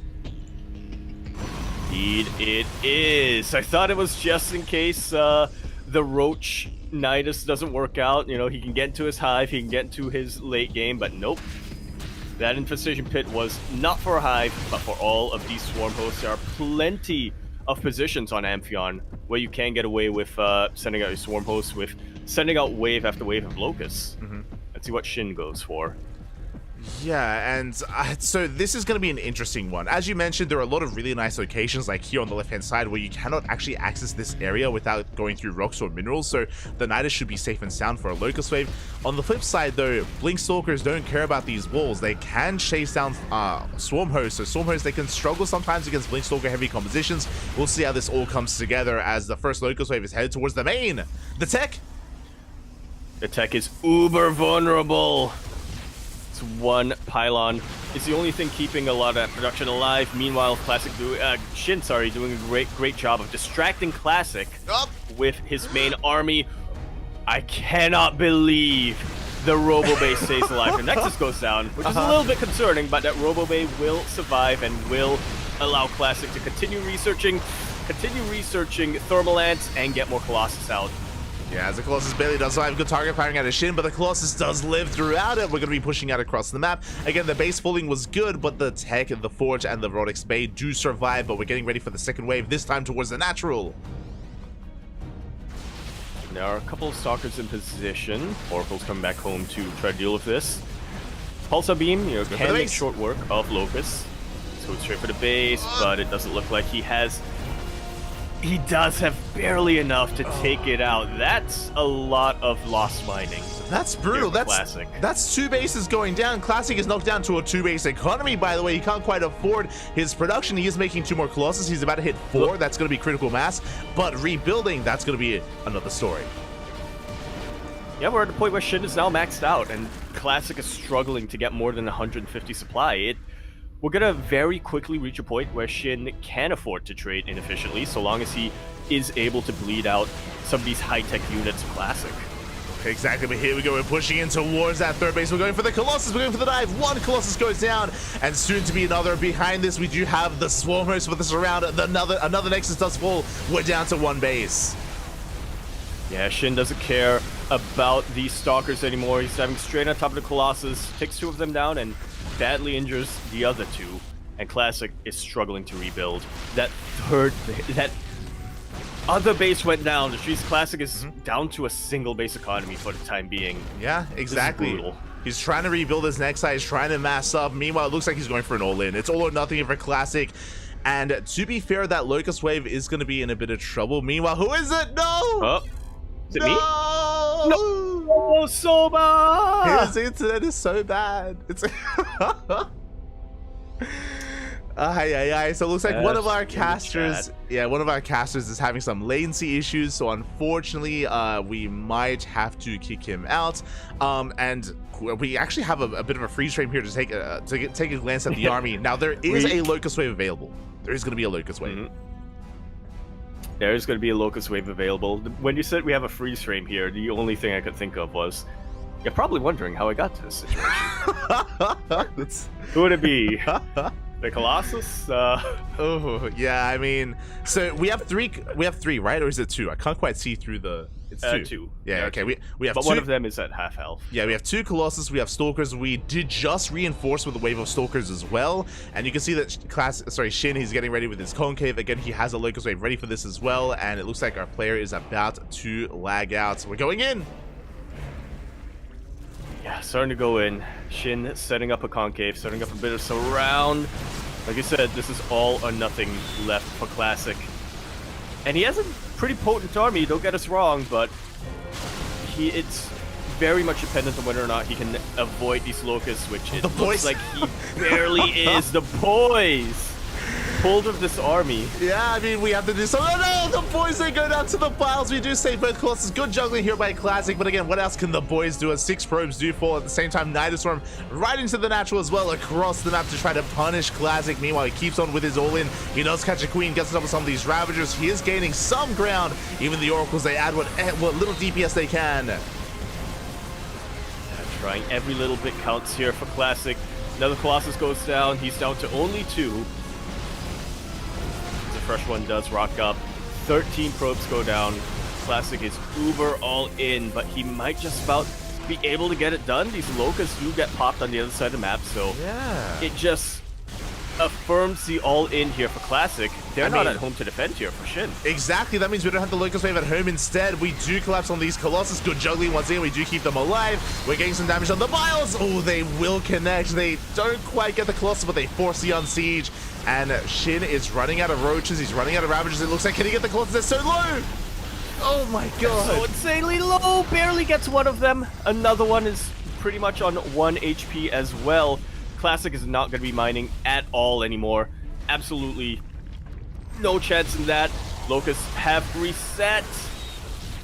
Yeah, Locust Wave will go down. Yeah, and with the Locust Wave, we force back the army. Probes are going to be going down as well. We end up bleeding out 35 workers in this assault. Base did fall. We're down to 1 mining base here for Classic. Shin can afford to lose the hatchery, and Shin has to calm things down a little bit here and wait for reinforcements. That he really, really does. He needs to make sure that he's got Locusts in his Swarm Host. He's got to make sure that he has a decent Ravage count as well to be able to throw down these Vials. Viper is on the way, but it's not going to have much energy. Again, Shin can afford to lose a couple of workers here, so long as he defeats his army. Yeah, exactly. Meanwhile, Biles not quite going to be connecting. We're waiting for the Locust Wave. The Locust Wave just finished up in time. A lot of the Roach Ravager has gone down. We have made a Viper. I don't know how much that's going to help, though. We need a little bit of energy as we are gaining ground. Some of the Stalkers are falling. That one Colossus putting in a lot of work, and we do push through the Roaches. Yeah. One yoink is all it takes on this Colossus to have the backbone of Classic's army completely fall down. But now Shin's starting to lose a couple of his damage-dealing units. Oh, he yoinks! We juggle! The That poor juggling is... Colossus got yoinked and pulled back, and But we hold on. We shut down the Stalkers. Only 3 Stalkers remaining. The one Colossus does make it back home. And what do we have at home to defend? We have the one base mining here. Barely any minerals whatsoever as well. And Shin, he's held. he has held. He is getting bullied, regrouping. He is. He doesn't have the Viper here, you know? He Yeah, doesn't have anti-air, he doesn't have the Viper. oh my god, as we get a lot of free damage on those roaches. A lot of roaches going down. These are expensive losses, by the way. Shin does not have the most amazing economy. There's some big pickoffs here from Classic. As he chases this all the way back, we go for the power bomb on the prism. Okay, I mean, that's an answer. Yeah. It leaves it a little vulnerable. It's taken hull damage now. One more power bomb will take it out, and you know, without the War Prism, there's no micro potential for this Colossus. So yeah, not a bad option there for Shin. More Stalkers coming into position. Yeah, as we quickly have a look at here at the unit staff, we have 10 Stalkers remaining here. That one Colossus putting so much. We do go for the Yoink. Finally goes down, and the powerbomb as well. Just for good measure, that's got to be the end here for Classic. Roaches and Ravagers trying to chase down this Stalker army. Did the Zerglings go down? I guess they did. Yeah, they're not here to chase the Stalkers. Oh yeah, the Lings, they went down, but the Roach Ravagers still picking up some of these Stalkers. I mean, these are good Lings, these are efficient trades out of Classic, but he cannot rebuild, he cannot remake these Stalkers. As we see Shin retaking this hatchery, the base is getting back up and running. The Vipers are going to be able to generate that energy for some more abductions, some more blinding clouds. We have Infestors on the way, being as efficient as possible. Did we lose all the Swarm Hosts? It looks like, I guess we did. We did lose all the Swarm Hosts earlier as well. I was wondering what happened to them, yeah. Lost all the Swarm Hosts, but now we're getting Infestors, so... Which are probably a better option at this point, you know, a good fungal on these Stalkers will leave the rest of anything that Classic has vulnerable. The bases of Classic vulnerable, I should say. Yeah, it really will. Nidus Worm finally goes down. Classic retaking the base on the right-hand side. So he's looking to try to reestablish his economy here. He's going for a Disruptor. Bold move. Disruptors can do quite well for themselves, but we have abductions, and there is no War Prism to help keep this Disruptor alive. Yeah. Second Disruptor on the way as well, but... The Snipes! Like you said, the Infestors! Do split away from the army. Both of them go down, and there are none remaining here for Shin. He has a very powerful army regardless. He missed the Disruptor. He gets it in the end, but one Purification Nova does land. It looks like it's not going to be enough, though. It's 74 army supply versus 7 here. GG is called. Shin will beat the Chin and will take the series 3-1. Will be your ESL Open Cup Asia number 228 champion.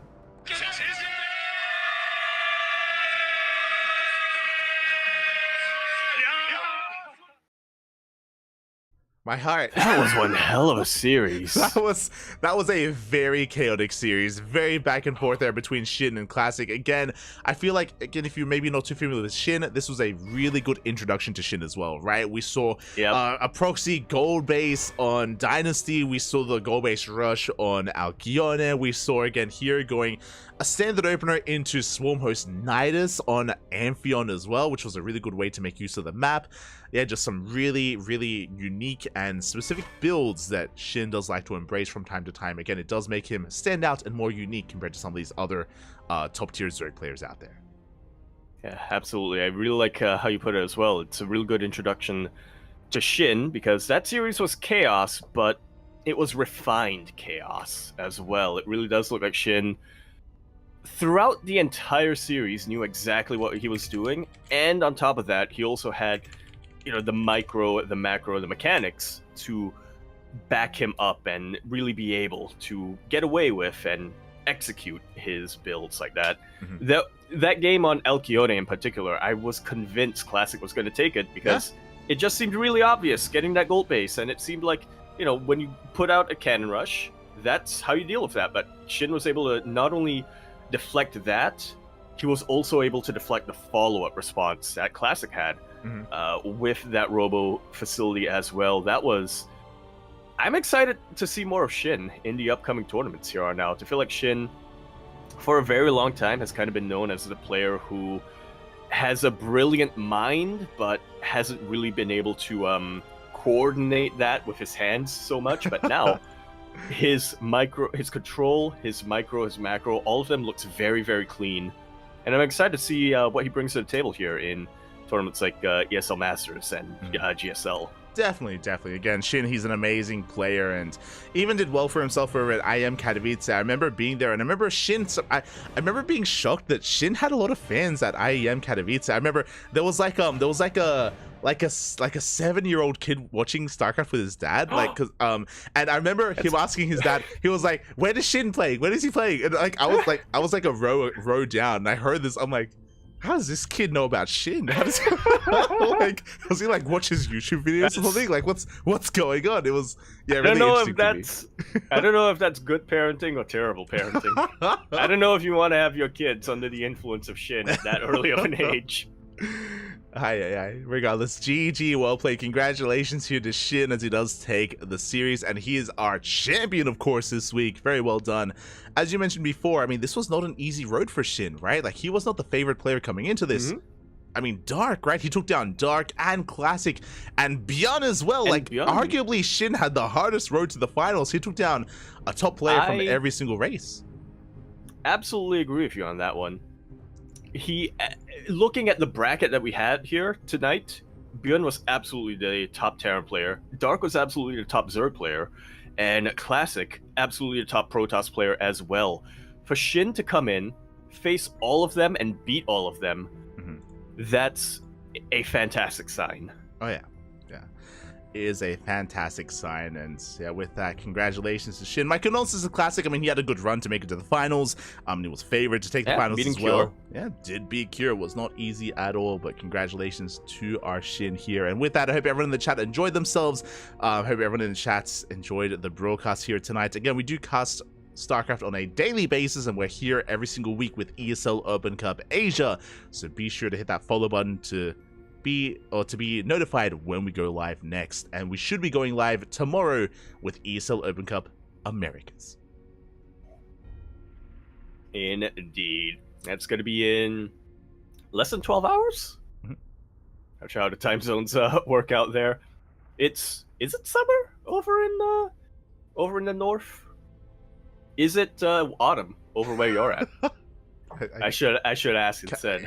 Kinda, I guess. I don't know what seasons are. I live on the equator, literally right on the line. Yeah, like it's always hot and humid here. Look, sometimes we get thunderstorms for a week in a row. That's a monsoon. Hasn't happened yet, and it also doesn't line up with the 4 seasons either. It's all good. It's all good. Regardless, hope everyone enjoyed themselves. Hope you had a great time. Thank you so much, Yakuzaku, for joining me today as well for ESL Open Cup Asia. Yes. Of course, you're going to be back here next week for the next ESL Open Cup. Another big thing coming up this week is WTL. WTL went on a week break because of Stars War 11, but World Team League is back this weekend. So is Kung Fu Cup. Yeah. All coming back. Stars War